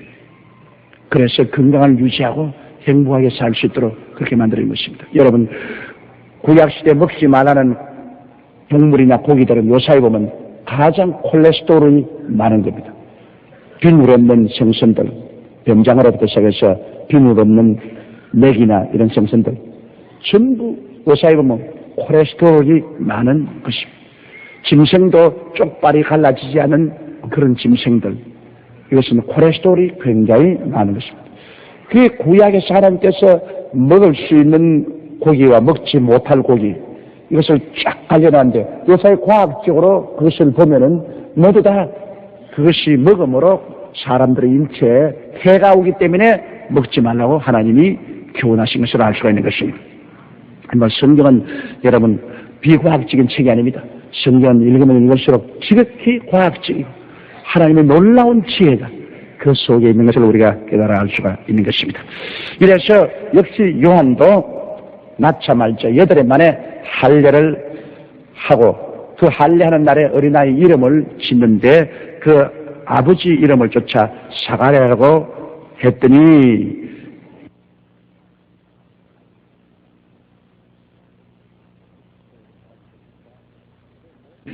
60절 우리 다 같이 읽으십시다.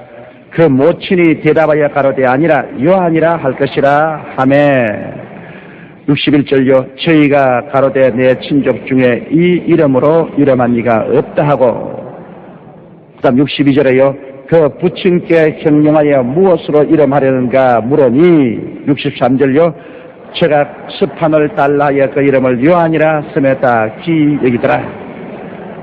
이것은 하나님께서 이미 요한이라는 이름을 주도록 명령하신 것입니다. 그렇기 때문에 어머니에게도 요한이라는 이름을 짓도록 명령을 했고 또 아버지에게도 요한이라는 이름을 지어라. 그렇게 했기 때문에 사가랴 이름은 가족 혈통을 따라 하는 이름이기 때문에 문천 하나님이 주신 이름 요한. 그리고 또 아버지도 이것은 하나님 천사가 요한이라고 하라고 했기 때문에 요한이라고 이름을 지은 것입니다. 여러분 이름 문제 보십시오. 중대한 사명을 가지고 태어난 사람마다 꼭 하나님께서 직접 이름을 지어주십니다. 이름이 우리의 운명과 별로 관계가 없다고 생각하면 중대한 문제입니다. 아브라함을 하나님이 운명을 변화시킬 때 아브라함을 아브라함으로 사라를 사라로 이름을 변화시킵니다. 바로 야곱을 주님께서 야복 나루터에서 변화시켜주셔서 그를 죽이러 오는 형 앞에서 구원해주고 하나님 복을 주기 위해서 새로운 인생으로 태어나게 할 때 이름을 바꿔요. 야곱에서 이스라엘로 이름을 바꿔줍니다. 하나님 예수께서 제 아들 중에서 시몬 베드로를 불러가지고서 자기의 수혜자로 만들려고 할 때 그 이름을 바꿨습니다. 다른 제 아들 이름은 안 바꿨지만은 베드로의 이름은 바꿨습니다. 그건 자기 수제자로서 12제자를 거느리고 세계 교회를 이끌어 나갈 수 있는 수제자를 만들기 위해서 그 이름을 시몬에서 게바, 즉 베드로, 반석이라는 이름으로 이름을 바꿨습니다. 바울 선생 같은 사람도 그는 원래 사울이었는데 그가 하나님이 사명을 받고 인생을 출발할 때 사울을 바울이라는 이름으로 변화시켰습니다. 사람들마다 만나면 왜 당신 다윗으로 바꿨냐고 나보고 자꾸 묻는데 그것도 한두 번이고 자고리는 귀찮아 못 견디겠어요. 이번에도 가니까 헝가리에서는 아직 내 옛 이름을 쓰고 있어요. 조 바울. 그래서 바울이 아니고 다윗이라고. 왜 다윗으로 바꿨냐고 자꾸 그러면. 실상은요, 다윗으로 바꾼 여러 가지 의미가 많지만은 제가 서대문에 있을 때 성경적인 이름을 하나 가져야 되겠다. 그렇게 하고 하나님께 간절히 기도를 했는데 내 마음속에 하나님께서 너는 성경적인 이름을 다윗이라고 하라. 다윗은 이스라엘 나라를 세운 사람이니까 너는 큰 교회를 세울 사람이니까 다윗이라 하라 했는데 내가 그 말 듣기가 좋지 않았었어. 나는 선교사가 되고 싶었습니다. 그때 나는 큰 교회를 세우기를 원치 아니하고 온 천하 만국에 다니면서 복음을 전가하는 바울과 같은 선교사가 되고 싶었습니다. 그래서 기도할 때 하나님께서 분명히 너는 다윗이라고 말한데도 안 할래요. 다윗 안 할래요. 내가 고집을 부렸다고요. 그래서 내가 바울이라는 이름을 내가 강제로 지었다고요. 그런데 쭉 계속해서 마음속에 늘 고통이 있습니다. 하나님이 나를 바울이라고 안 그러셨는데 근데 내가 강제로 바울이라는 이름을 붙여 되겠냐. 그 다음에 내가 목회하는데 여러 가지 핍박을 당하고 어려움만 당하면 무슨 생각이 나면 이름을 하나님 원하는 대로 안 바꿔왔기 때문에 내가 이 고통당하는구나. 그러다가 우리 교단 통합 문제가 일어나서 정말 10년 동안 갈라진 교단이 통합이 되지 않고 참 통합하는데 어려움이 있을 때 제가 하나님께 결심을 했습니다. 하나님, 오리지널로 하나님이 원하시는 그 이름을 내가 갖고 계십니다. 하나님이 다윗이라고 이름을 지으라고 하는 것을 그대로 내가 갖고 계시니까 교단 통합을 지게 해주십시오. 그리고 평안을 주십시오. 그래서 사실은 바울에서 다윗으로 바꾸는데 굉장한 결심을 했습니다. 왜냐하면 온 세계가 다 나를 바울로 알고 그동안에 해외에서 튀어온 책들이 다 바울로 나갔고 나를 인용한 저자들 다른 책들에도 이름이 전부 내가 바울로 나갔습니다. 그러니까 문제가 내만 문제가 되는 게 아닙니다. 우리 교회와 나를 들어서 책을 지은 세계적인 학자들의 그 책에 바울이라는 이름이 들어있기 때문에 이 책을 다 고쳐야 돼요. 그러니 이 문제가 보통 문제가 아닙니다. 그러나 기도하고 난 다음 이게 마지막 고칠 이름인데 큰 용기를 내서 고쳐보자. 그래서 다윗으로 고치고 난 다음에 아따 그 풍파가 얼마나 많은지 또 고쳤다고 또 풍파가 또 굉장히 비난도 많이 받고 공격도 많이 받고 지가 한국의 대통령 되려고 이름 바꿔왔다. 약간 하면 대통령 되려고 그러는데 나는 대통령 시켜줘도 안 해요. 왜냐? 사명이 그 사명이 아닌데 왜 내가 그걸 해요? 나는 목사 사명인데. 그러고 또 내 이름을 가지고 책을 지은 사람들이 너 때문에 이제 우리 책 다 곧도 고쳐야 되니까 그 비용 내놓으라. 그렇게 편지가 다 안 오나. 그러나 하나님이 너는 다윗으로 이름을 바꾸고 교회를 만세반석 위에 세우고 온 한국 강산에 교회를 세워라. 그런 사명을 주셨기 때문에 제가 이름을 바꾼 것입니다. 이름과 사명은 언제나 같이 따라가는 것입니다. 그러므로 우리 교회도 세계 최대의 교회로 세우고 또 앞으로 전체 교회를 많이 세울 겁니다. 다윗은 이스라엘 왕국을 세웠고 바울은 선교사로서 일평생을 교회를 목회한 적이 없습니다. 선교사로서 일평생을 바쳤습니다. 그러므로 하나님은 저보고 선교사로 나가서 일평생을 일하는 것이 아니라 교회를 세우고 전체 교회를 개척하라. 그런 사명을 주셔서 다윗이라는 이름을 주님께서 주셔서 그대로 가르칩니다. 이처럼 이름이라는 것은 여러분 자기가 계속 듣고 자기가 쓰고 자기가 말하기 때문에 그 이름으로 말미암아 굉장한 영향력을 받게 됩니다. 사람이 마음에 믿어 예리고 입으로 시인하여 구원을 이룬다고 하는데 이름이 개똥이라는 이름 같은 그런 것은 아예 개똥같이 되고 마는 겁니다. 그 밤낮 개똥 그러면 개똥같이 됩니다. 이름이란 참 굉장히 중요합니다. 부모님이 자식의 이름을 지을 때 기도하고 하나님 성령의 인도를 받아서 이름을 잘 지어줘야 됩니다. 그것이 계속 자기의 입으로 시인하는 것이 자기 이름이니까. 입으로 시인하니까. 그것이 자기 운명에 끼치는 영향력이 굉장합니다. 하나님이 빛이시라 하니 빛이 생긴 것처럼. 우리가 자꾸 자기 이름을 말하는데 그 이름이 자기의 생애 속에 영향력을 안 미칠 도리가 없는 것입니다. 그렇다고 해서 지금부터 이름 바꾸는 운동은 할 필요는 없겠지만은 결코 내 이름이 나빠서 내가 슬프다고 생각하는 사람이 있으면 후회하지 말고 바꾸는 것이 좋습니다. 후회할 필요가 없으니까요. 그래서 다른 사람들은 이 어린애기를 사가랴라는 이름으로 부친의 이름을 따서 붙이려고 했으나 그들은 하나님이 주신 이름 요한이라는 이름을 그대로 받아들인 것입니다. 예수님의 이름도 하나님이 지어주셨습니다. 그 이름을 예수라 하라. 예수라는 이름도 하나님이 지어주신 것입니다.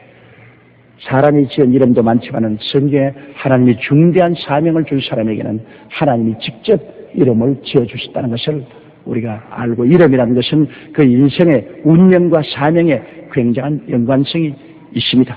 그렇다고 해서 여러분 운명 철학관을 찾아가서 이름을 지으라는 말은 안 합니다. 그것은 하나님 뜻에 합당하지 않습니다. 우리는 이름을 바꾸고 싶으면 기도하고 하나님 64절요. 이에 그 입이 곧 열리고 혀가 풀려 말을 하여 하나님을 찬송하니. 그가 하나님을 불신앙했다가 덩어리가 됐잖아요.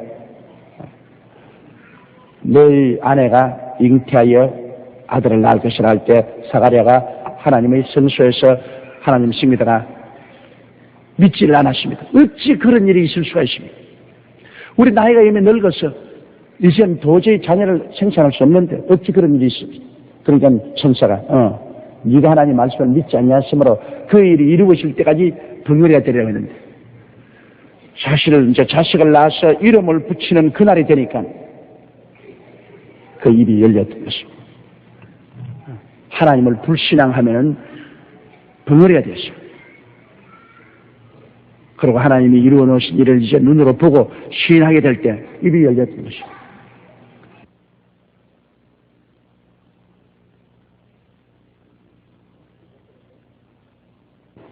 (65절에요) 그 근처에 사는 자가 다 두려워하고 이 모든 말이 온 유대 산중에 두루 퍼지매 듣는 사람이 다 이 말을 마음에 두며 가로되 이 아이가 장차 어찌 될꼬 하니 이는 주의 손이 저와 함께 하심이라. 자, 보통 태어난 아이가 아니지 않습니까?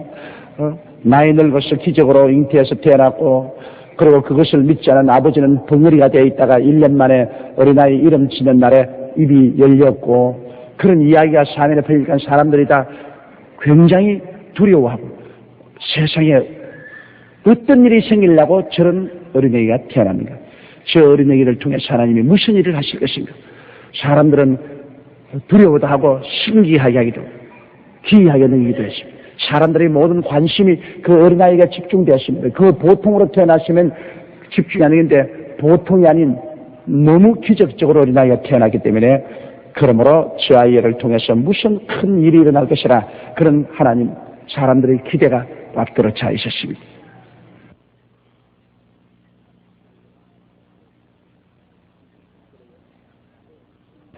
(67절에요) 그 붙인 사가랴가 성령의 충만함을 입어 예언하여 가로되 구약시대는 성령 충만함은 예언했고 신약시대는 성령 충만함은 방언을 했습니다. 구약에는 그러므로 성령이 임하시면 모두 다 예언을 했습니다. 그러나 구약시대는 성령이 임하였다가 예언을 하고 그 사역을 다 끝마치면 성령이 떠나가셨습니다. 왜냐하면 사람이 아직 예수님이 보혈로 씻지 않았기 때문에 성전이 되어 있지 않으므로 사람 속에 와서 성령이 거할 수가 없었습니다. 성령이 기름 부어서 임하여서 그들이 예언을 하고 또 하나님 능력을 베풀고 성령이 떠나갔습니다. 그러나 신약시대에 와서는 이제는 예수 그리스도의 보혈을 믿음으로 말미암아 우리가 씻음을 받아 우리가 하나님 성전이 되어버리고 말한 것입니다. 너희 몸은 하나님의 성전인 것, 하나님의 성령이 너희 안에 거하시는 것을 알지 못하느냐.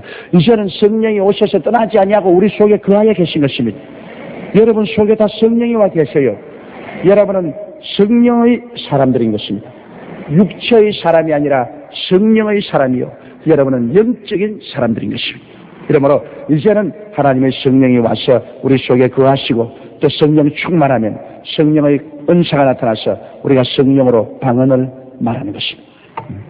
그러므로 성령이 충만함을 입어서 예언하여 가로되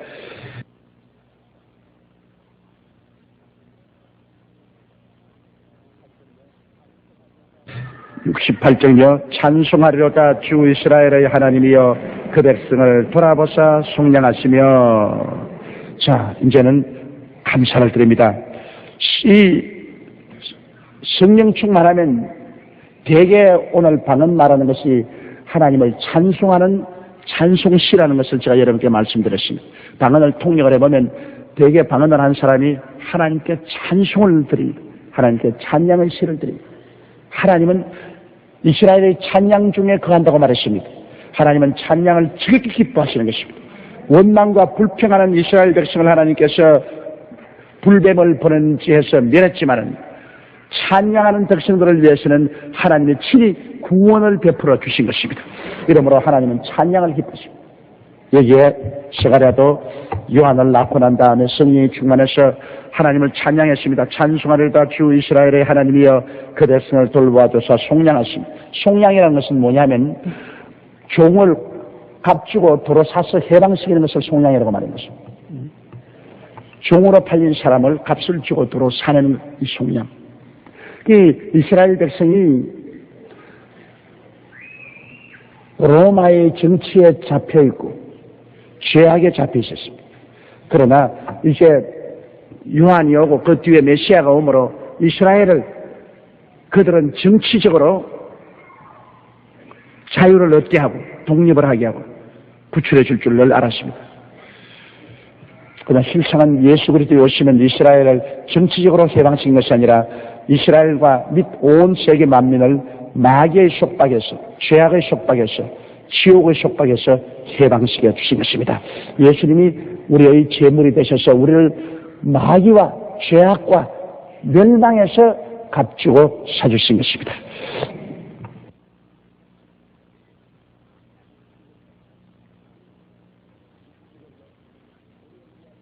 (69절요) 우리를 위하여 구원의 뿔을 그 종 다윗의 집에 일으켰으니. 자, 우리를 위하여 구원의 뿔을 그 종 다윗의 집에 일으켰다는 말은 뿔이란 힘을 말하는 것입니다. 우리를 구원할 하나님의 능력의 사람이 다윗의 집에서 태어나게 되었다, 그 말인 것입니다.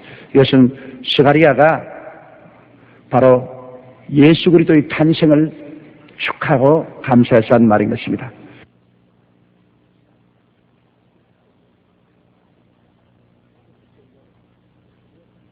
70절요. 이것은 주께서 예로부터 거룩한 선지자의 입을 또 말씀하신 바와 같이. 계속해서 선지자들은 예수 그리스도의 탄생을 늘 말했지 않습니까? 바로 창세기 3장 15절에 하나님께서 타락한 아담과 하와에게 예언하기를 여인의 후손이 나중에 와서 뱀의 머리를 깨뜨릴 것이라고 말했습니다. 그 여인의 후손이 바로 우리 주 예수. 그 다음 아브라함을 통해서는 아브라함이 내 몸에서 태어날 씨가 온 천하 만민에게 복을 줄 것이라. 그래서 아브라함을 통해서 하나님께서는 수차로 예수 그리스도 메시아의 탄생을 예언했고, 그 다음에는 이삭을 통하여 야곱을 통하여, 그 다음에 이스라엘 나라를 통해서 선지자를 통해서 구약에 무려 예수님이 세상에 구주로 오실 것을 300번 이상 예언되어 있습니다.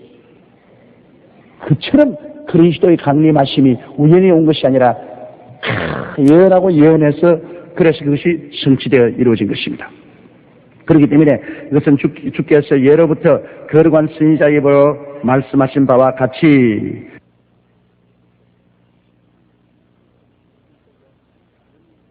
(71절요) 우리 원수에게서와 우리를 미워하는 모든 자의 손에서 구원하시는 구원이라.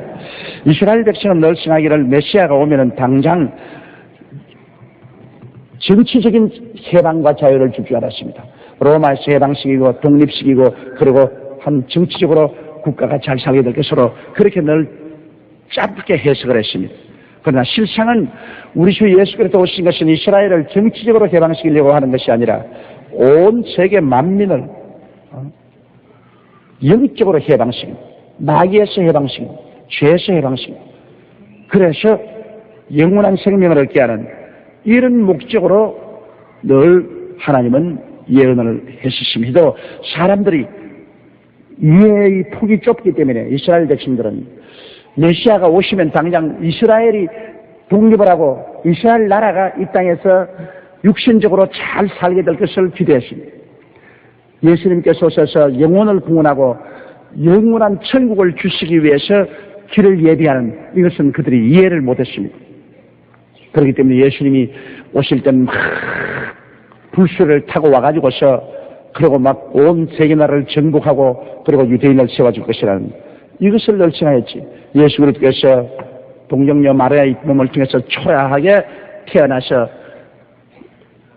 우리 구주로 올 것이라는 것은 너무나 꿈에도 생각하지 않았습니다.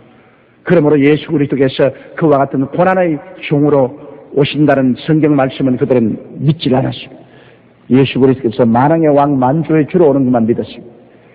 그렇기 때문에 고난의 종으로 오신 예수를 유대인들은 모르고 십자가에 못 박아버렸습니다. 그러나 예수께서 만왕의 왕 만주의 주로 오실 때는 지상 재림할 때 오시는 것입니다. 7년 환란 후 지상 재림할 때 만왕의 왕 만주의 주로 그와 같은 모습으로 오시는 것인데 유대인들이 성경을 해석을 잘못했습니다. 성경을 잘못해서 우리 구약성경에 보면 고난의 종으로 오실 것을 예언하시고 그 다음에는 주님께서 영광의 메시아로 오실 것도 예언해놨습니다. 먼저 주님께서는 고난의 종으로 오시고 고난 받으시고 난 다음에 그 다음에 주님 재차 재림하실 때 메시아로 오실 것을 예언하는데 그것을 주님은 유대인들은 혼돈을 했습니다. 그래서 고난의 주로 오실 예수님은 인정하지 아니하고 영광의 메시아로 올 것만 기대했기 때문에 고난의 종으로 오신 예수를 유대인들이 십자가에 못 박아버린 것입니다. 그러므로 여기에 붙인 사가랴도 예수 그리스도의 강림하심은 정치적으로 이스라엘을 독립시켜 줄 것을 크게 기대하고 있어. 그가 71절요 우리 원수에게서와 우리를 미워하는 모든 자의 손에서 구원하시는 구원이라. 이스라엘 백성은 늘 생각하기를 메시아가 오면은 당장 정치적인 해방과 자유를 줄 줄 알았습니다. 로마에서 해방시키고 독립시키고 그리고 한 정치적으로 국가가 잘 살게 될 것으로 그렇게 늘 짧게 해석을 했습니다. 그러나 실상은 우리 주 예수 그리스도 오신 것은 이스라엘을 정치적으로 해방시키려고 하는 것이 아니라 온 세계 만민을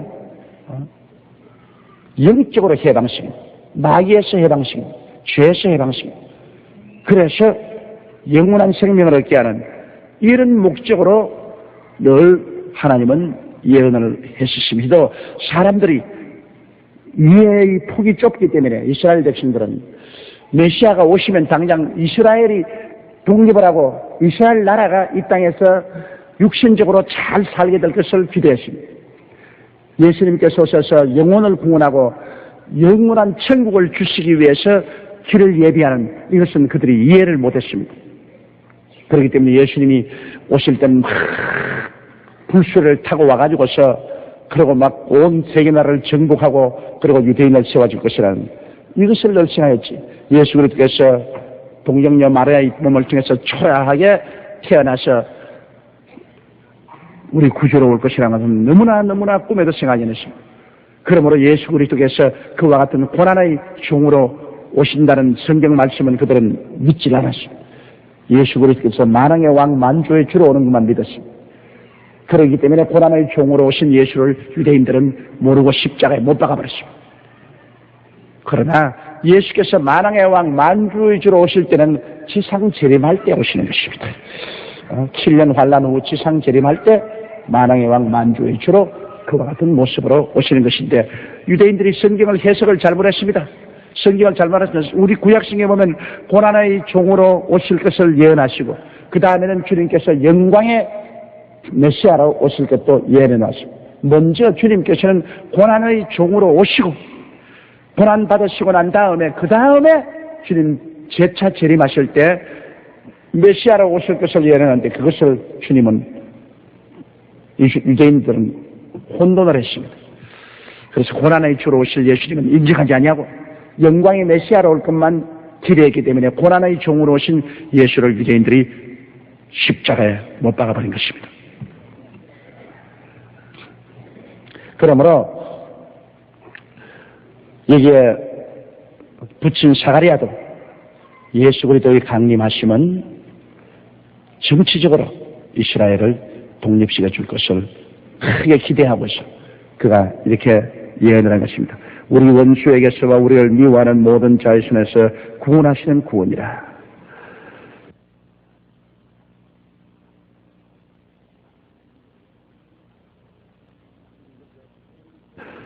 72절요. 우리 조상을 긍휼히 여기시며 그 거룩한 언약을 기억하셨으니, 조상들에게 늘 예언했거든요. 아브라함과 이삭과 야곱과 이스라엘 백성들을 통해서 예언했기 때문에 그 예언을 이루어 주심으로 조상들이 늘 기도하고 기대하는 것이 후손에 이루어졌다고 하네요. 그 조상을 긍휼히 여기시고, 그 하나님께서 조상에게 약속하신 메시아를 보내주겠다는 약속하신 것을 기억하고 이루었으니 감사하다고 여기에 말하고 있는 것입니다.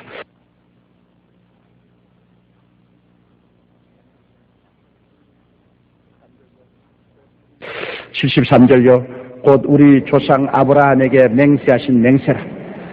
아브라함에게 너 후손이 원수의 진을 점령할 것이다. 온 천하 만국 백성이 너로 말미암아 복을 받을 것이라고 했는데, 바로 그것을 하나님이 이루어 주신 것입니다.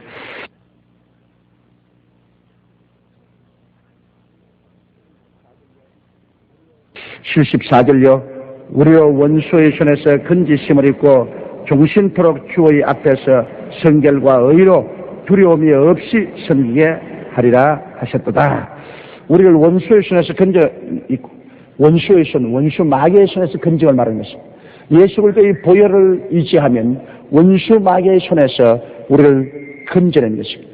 바로 유월절 어린 양의 피를 문설주에 바르고 난 다음에 그 고기를 구워 먹고, 이스라엘 백성들은 430년 동안 종살이하던 애굽의 바로의 손에서 노예남을 받고 그들은 일로 젖과 꿀이 흐르는 땅으로 매지는 것처럼, 우리도 예수 그리스도의 십자가의 보배로운 피를 마음속에 받아들이면 그 피의 능력으로 원수의 손에서 노예남을 받게 되는 것입니다. 마귀의 사슬에서 해방을 얻고 죄악에서 세속에서 자유를 얻는 것은 예수의 피의 능력밖에 없는 것입니다. 예수의 피를 믿어야 마귀의 사슬이 철렁철렁 끊어지지, 그 위에 우리 인간의 선한 행위나 종교적인 의식이 마귀에서 우리를 자유롭게 하지 못합니다. 오직 십자가에서 예수님께서 마귀의 정사와 권세를 다 회파해버리고 무장해제해버리고 승리하시기 때문에 그 십자가의 보배로운 피만이 우리를 자유인으로 만들어주는 것입니다. 그러므로 여기에 말한 것은 우리의 원수의 손에서 건져내심을 입고, 예수님을 통해서 마귀의 손에서 건져내심을 입고, 우리 종신토록 일평생에 주님 앞에서 이젠 보혈로 씻고 성령이 오셔서 우리를 거룩하게 하시고, 그리고 우리가 의롭다함을 입고 두려움이 없이 주의 은총과 사랑 가운데 마음속에 두려움이 없이 편안하게 하나님을 섬기도록 그렇게 하려고 계획하셨다는 것입니다.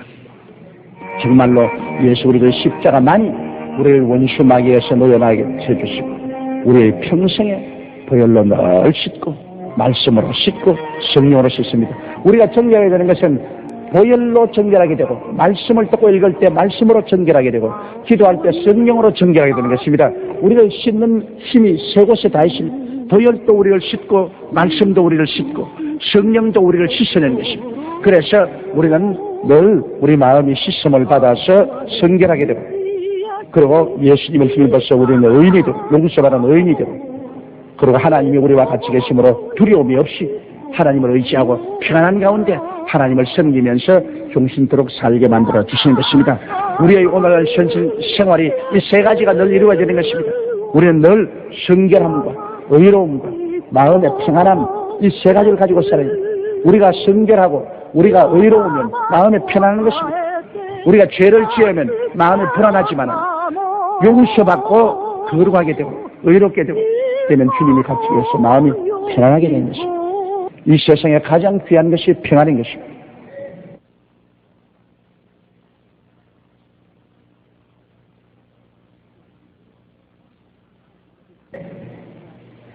(76절에) 이 아이여 내가 지극히 높으신 이의 선지자라 일컬음을 받고 주 앞에서 가서 그 길을 예비하여, 자기 아들 요한을 보고 말한 것입니다. 너는 지극히 높으신 하나님 아들의 선지자다. 그 세계 선지자 중에 가장 위대하죠. 바로 하나님의 아들 예수 그리스도 태어나기 6개월 전에 태어난 요한이 예수님을 온 세상에 소개하고 예수님을 나타내고 예수님의 길을 닦는 그런 구약의 마지막 선지자로서 사명을 다하게 되었으니 요한보다 위대한 자가 없습니다. 예수님께서는 여자의 몸에서 태어난 사람 중에 요한보다 더 큰 사람이 없다. 그러나 천국에서는 지극히 적은 자라도 요한보다 더 크다. 그것은 뭐냐면 예수 믿고 구원받은 사람은 지극히 적은 자라도 요한보다는 더 크다고 말한 것입니다. 요한은 여자가 낳은 사람들 중에서는 가장 위대해도 예수 믿은 사람은 누구보다도 다 요한보다는 더 크다고 예수님이 그렇게 말씀을 하신 것입니다. 주님께서 내 본 것과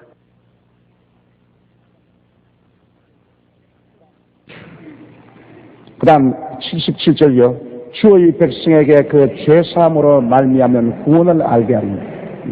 주의 백성들에게 예수님이 오셨을 때 예수님을 요단강에서 세례를 받게 했습니다. 세례 요한. 그러자 하늘 문이 열리고 하늘에서 성령이 비둘기 같이 임하시고 그리고 소리나서 가로되어 있는 내 사랑하는 자여 내 기뻐하는 아들이시오.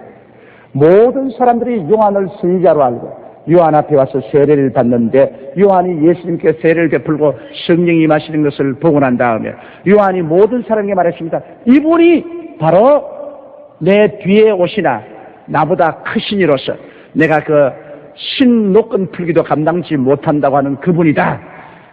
이분이 바로 불과 성령으로 세례를 베푸는 분이시다. 요한이 예수님을 소개했습니다. 그러므로 예수님이 혼자 와서 그냥 출발한 것이 아니고 세례 요한이 와서 벌써 온 이스라엘에게 회개하라고 외침으로 이스라엘이 요한의 말을 듣고 요단강에 와서 줄줄이 서서 회개를 하고 그리고 다가올 나라를 준비할 때 그때 요한이 이제 예수님이 오심에 예수님 세례 베푸시고 예수님을 온 백성에게 소개했습니다. 그리고 그는 말하기를 돌아 세상 죄를 지고 가는 어린 양이로다. 구약 사람들은 어린 양이 뭔지 압니다. 왜냐하면 모든 구약 사람들은 어린 양을 잡아서 자기들의 죄의 대가로 피를 흘려서 죄 용서를 받았습니다. 그런데 이제는 예수 그리스도께서 어린 양이 되어서 하나님이 준비한 어린 양으로서 세상 죄를 지고 간다고 하니까 사람들은 다 알죠. 아, 이제는 예수께서 우리 세상 죄인을 위해서 죽으러 가셨구나. 어린 양은 바로 제사 지내기 위해서 죽이기 위해서 온 것입니다. 예수님이 죽으러 오셨구나. 그것을 그들은 알은 것입니다. 이러므로 요한은 바로 예수 그리스도를 세상에 소개하고 그가 우리의 구주가 되셔서 우리를 모든 죄악에서 구원해 주실 것을 알려주는 소개하는 사람입니다. 지금 이제 오늘날에 와서는 우리가 바로 세례 요한의 역할을 합니다. 예수님 십자가에 이미 못 박여서 몸짓고 피를 흘려 죽었다가 부활하시고 승리하셨는데 이 그리스도를 모든 사람에게 소개하는 역할을 우리가 합니다. 다시 말하면 우리도 세례 요한의 역할을 하는 것입니다. 예수 믿고 구원 받으십시오. 그 보혈로 씻음 받으십시오. 그럼 당신은 구원받고 영생을 얻습니다. 제가 이번에 한가리 가서 복음을 증거해보니까 하루 저녁에 3,000명씩 회개를 하고 나오는데요. 성경에 난 옛날에 읽을 때 베드로가 설교하며 하루에 3,000명이 회개했다 할 때 그때 내가 교회 개척을 해서 할 때 나는 열심히 전도해도 한 사람도 구원을 잘 안 받는데 하루에 3,000명씩 회개하는 이런 일이 있을 수가 있을까? 그래서 제가 늘 꿈꾸었습니다. 나도 언제고 다 군중을 모아놓고 하나님 말씀을 전가하고 하루에 3,000명씩 회개하는 그것을 보았으면 좋겠다. 그렇게 했는데 동굴권이 열리고 난 다음 소리는 하루에 3,000명이 아니라 한꺼번에 10,000명, 20,000명씩, 30,000명씩 하루에 회개를 하고 이번 동굴권에 와보니까 하루에 3,000명씩 회개를 하고 주님께로 돌아오더라고요. 그래서 제가 마음에 소원하는 꿈이 이루어지는 것입니다. 하나님 말씀을 듣고 예수 그리스도를 구주로 모시고 그들이 통회하고 잡아오고 나와서 구원을 받는 모습은 우리가 보기에도 얼마나 아름다운데 하나님이 얼마나 기뻐하시겠습니까? 예수님은 자기 영혼의 수고한 것을 보고 만족한다. 어머니가 어린애기를 낳는다고 고생하고 난 다음 어린애기가 으아하고 울고 나오면 애기 얻은 것을 얼마나 마음에 흡족하고 만족하게 느끼는 것처럼 예수님 지금 보좌에 앉아서 한 사람 회개하면 그래 내 고생을 한 보람이 있다. 너 또 내 고생으로 너 태어났구나. 그래. 이제 예수님이 십자가에 고난당한 것을 크게 그 결과로 기뻐하시는 것입니다. 왜냐? 한 사람 한 사람 천국 백성으로 태어나는 것이 다 예수님의 십자가 고난 덕분으로 태어나기 때문에 예수님이 수고한 보람을 얻게 되는 것입니다. 그리고 이 복음을 전해서 영원히 구원받게 하는 수고를 하는 사람들을 예수님이 얼마나 사랑하지 않습니까? 야, 내 고난을 네가 알고 네가 이것을 전도하는구나. 그래서 그리스도의 복음을 전하는 사람을 주님이 가장 기뻐하시고 복음 전도 사역을 하는 사람에게 주님이 가장 큰 복을 허락하여 주시는 것입니다. 왜냐하면 예수님의 근본적으로 세상에 오시고 고통당한 목적이 영혼 구원에 있기 때문에 영혼 구원을 위해서 힘쓰는 사람을 어찌 주님이 등한히 하겠습니까? 그 나라와 그 일을 구하는 가장 중대한 것이 복음을 전하는 것입니다. 우리가 복음을 전하는 것이 그 나라 그 일을 구하는 가장 근원적인 것입니다. 그러한 사람을 위해서 주님이 이 모든 것을 더하지 아니할 택이 없는 것입니다. 그 나라와 그 일을 먼저 구하라. 이 모든 것을 더하시라. 무엇을 먹을까? 무엇을 입을까? 무엇을 마실까? 어떻게 살까 하는 것을 다 더하시라. 이러므로 주님을 가장 기쁘시게 하는 길은 복음 전하는 길인 것입니다. 어찌하든지 내가 복음을 전하는 데 힘을 쓴다. 이것이 주님을 가장 기쁘시게 하는 것입니다. 78절요. 이는 우리 하나님의 긍휼을 인함이라 이로써 돋는 해가 위로부터 우리에게 임하여. 자, 우리 하나님이 긍휼히 여기셔서 그리스도를 전하게 하시고 그리스도를 믿으면 돋는 해가 위로부터 우리에게 임한다. 어두움이 사라지고 돋는 해가 용서의 태양이 높이 떠오른다. 사랑의 태양이 우리에게 떠오른다. 치료의 태양이 광선을 날리며 우리에게 떠오른다. 우리에게 축복의 태양이 떠오른다. 영생 천국의 태양이 우리에게 떠오르게 되는 것입니다. 할렐루야. 이 놀라운 태양 아닙니까? 이 보통 태양이 여러분 어둡고 캄캄함이 있으면 모든 것이 다 죽지요. 그러나 햇빛이 태가 떠오르고 점점 햇빛이 도토해져서 봄이 오면은 만물이 다 살아나지 않아요? 햇빛을 받고 만물이 살아나. 그러면 우리의 삶의 태양이 예수님인데 예수님이 우리가 믿고 예수님 우리 생애 속에 성령의 아름다운 태양의 빛을 비칠 때 안 살아날 턱이 없어요. 영혼도 살아나고 사랑도 살아나고 그리고 육체도 살아나고 생활도 살아나고 영생도 살아나는 것입니다. 예수님 뭐라고 했습니까? 내가 온 것은 양으로 생명을 얻게 하되 넘치게 얻게 하려 왔다. 예수 그리스도를 구주로 모시고 섬기고 예수께서 내 마음속에 태양이 되시면 나의 모든 삶이 살아나는 것입니다. 살아나요. 마귀가 오는 것이 도적질하고 죽이고 멸망시키는 것뿐이지 그리스도가 오신 것은 우리의 태양으로 모든 것을 살리기 위해서 오신 것입니다. 이러므로 항상 예수님을 마음속에 깊이 모시고 예수님을 늘 바라보고 살고 예수님을 늘 감사하고 살고 그리고 입으로 강하게 예수님의 은총을 시인하는 여러분 되시기 바랍니다. 환경을 바라보지 말고 입으로 크게 시인을. 나는 예수 믿고 구원받았다. 예수님이 나에게 성령을 주시고 사랑을 부어주셔. 제가 채찍에 맞음으로 내가 나음을 입었다. 나는 아브라함의 복을 받은 사람이다. 나는 영생 천국을 가진 사람이다. 강하게 입으로 시인하십니다. 강하게. 왜냐? 마귀는 이것을 빼앗으려고 모든 괴계를 다하고 어두움의 세력을 가지고 오는데 이것을 해치는 것이 여러분 입술로 강하게 말하는 것입니다. 강하게 말해서 이 세력을 해쳐버리고 그리스도의 태양이 광명하게 비치도록 하십시오. 태양이 아무리 공중에 비쳐도 구름이 와서 자꾸 가려우면 뭐 햇빛이 비치지 않죠. 예수님이 우리의 광명한 생명의 태양으로 와셔도 마귀가 자꾸 와서 구름으로 덮어버리려고 하는 것입니다. 죄를 통해서, 의심을 통해서, 부정적인 것을 통해서 구름으로 예수님을 덮어버리려고 하는 것입니다. 그러므로 우리는 구름을 부sä껴버리고 항상 예수님을 바라보고 예수님을 찬미하고 그리스도를 구책의 입으로 시인해서 그리스도의 태양빛 가운데서 생명을 넘치게 하게 되기를 주의 이름으로 축원합니다.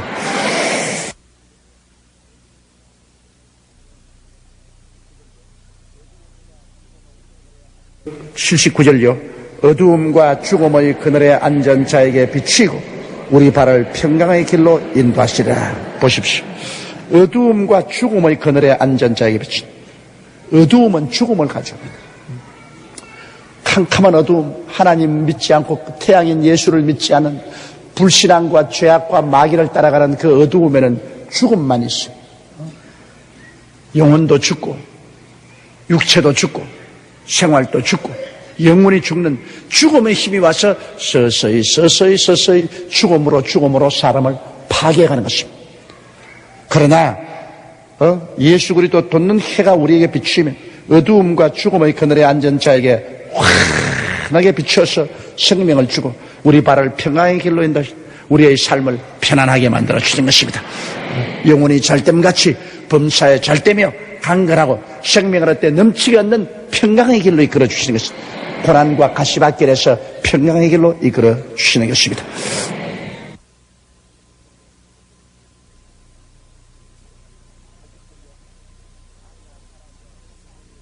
(80절요) 아이가 자라며 심령이 강하여지며 이스라엘에 나타난 날까지 빈들에 있으니라. 요한이 점점 자라자 그가 심령이 강하여지면서 그는 빈들에 가서 하나님과 교제하고 하나님의 음성을 듣고 신앙이 깊이 더 자라서 그리스도의 선지자될 준비가 이루어지는 것입니다. 아무래도 세속에 있으면 세속에 요란하고 세상에 시끄러운 것으로 말미암아 마음이 안정이 안 됩니다. 빈들의 조용한 곳에 가서 세상 사람들의 말을 듣지 아니하고 하나님의 음성을 듣는다. 그것이 굉장히 중요합니다. 우리의 신앙생활도 그렇기 때문에 우리가 세상의 요란함을 피해서 새벽 일찍이 나와서 하나님의 음성을 듣는다. 혹은 기도원에 가서 굴 속에 들어가서 고요히 기도하면서 하나님의 음성을 듣는다. 그 하나님의 음성이 뭐 우렁차게 이렇게 하라 저렇게 하라는 것이 아니라 마음속에 가라앉으면서 마음이 정돈되는 것을 말하는 것입니다. 마음이 정돈되도록 성령께서 이끌어 주시는 것입니다. 그래서 바로 세례 요한이 태어남으로 말미암아 예수 그리스도 앞서서 6개월 전에 나와서 그리스도를 만민에게 소개하고 그리스도로 말미암아 만민이 구원을 받을 수 있는 그 길을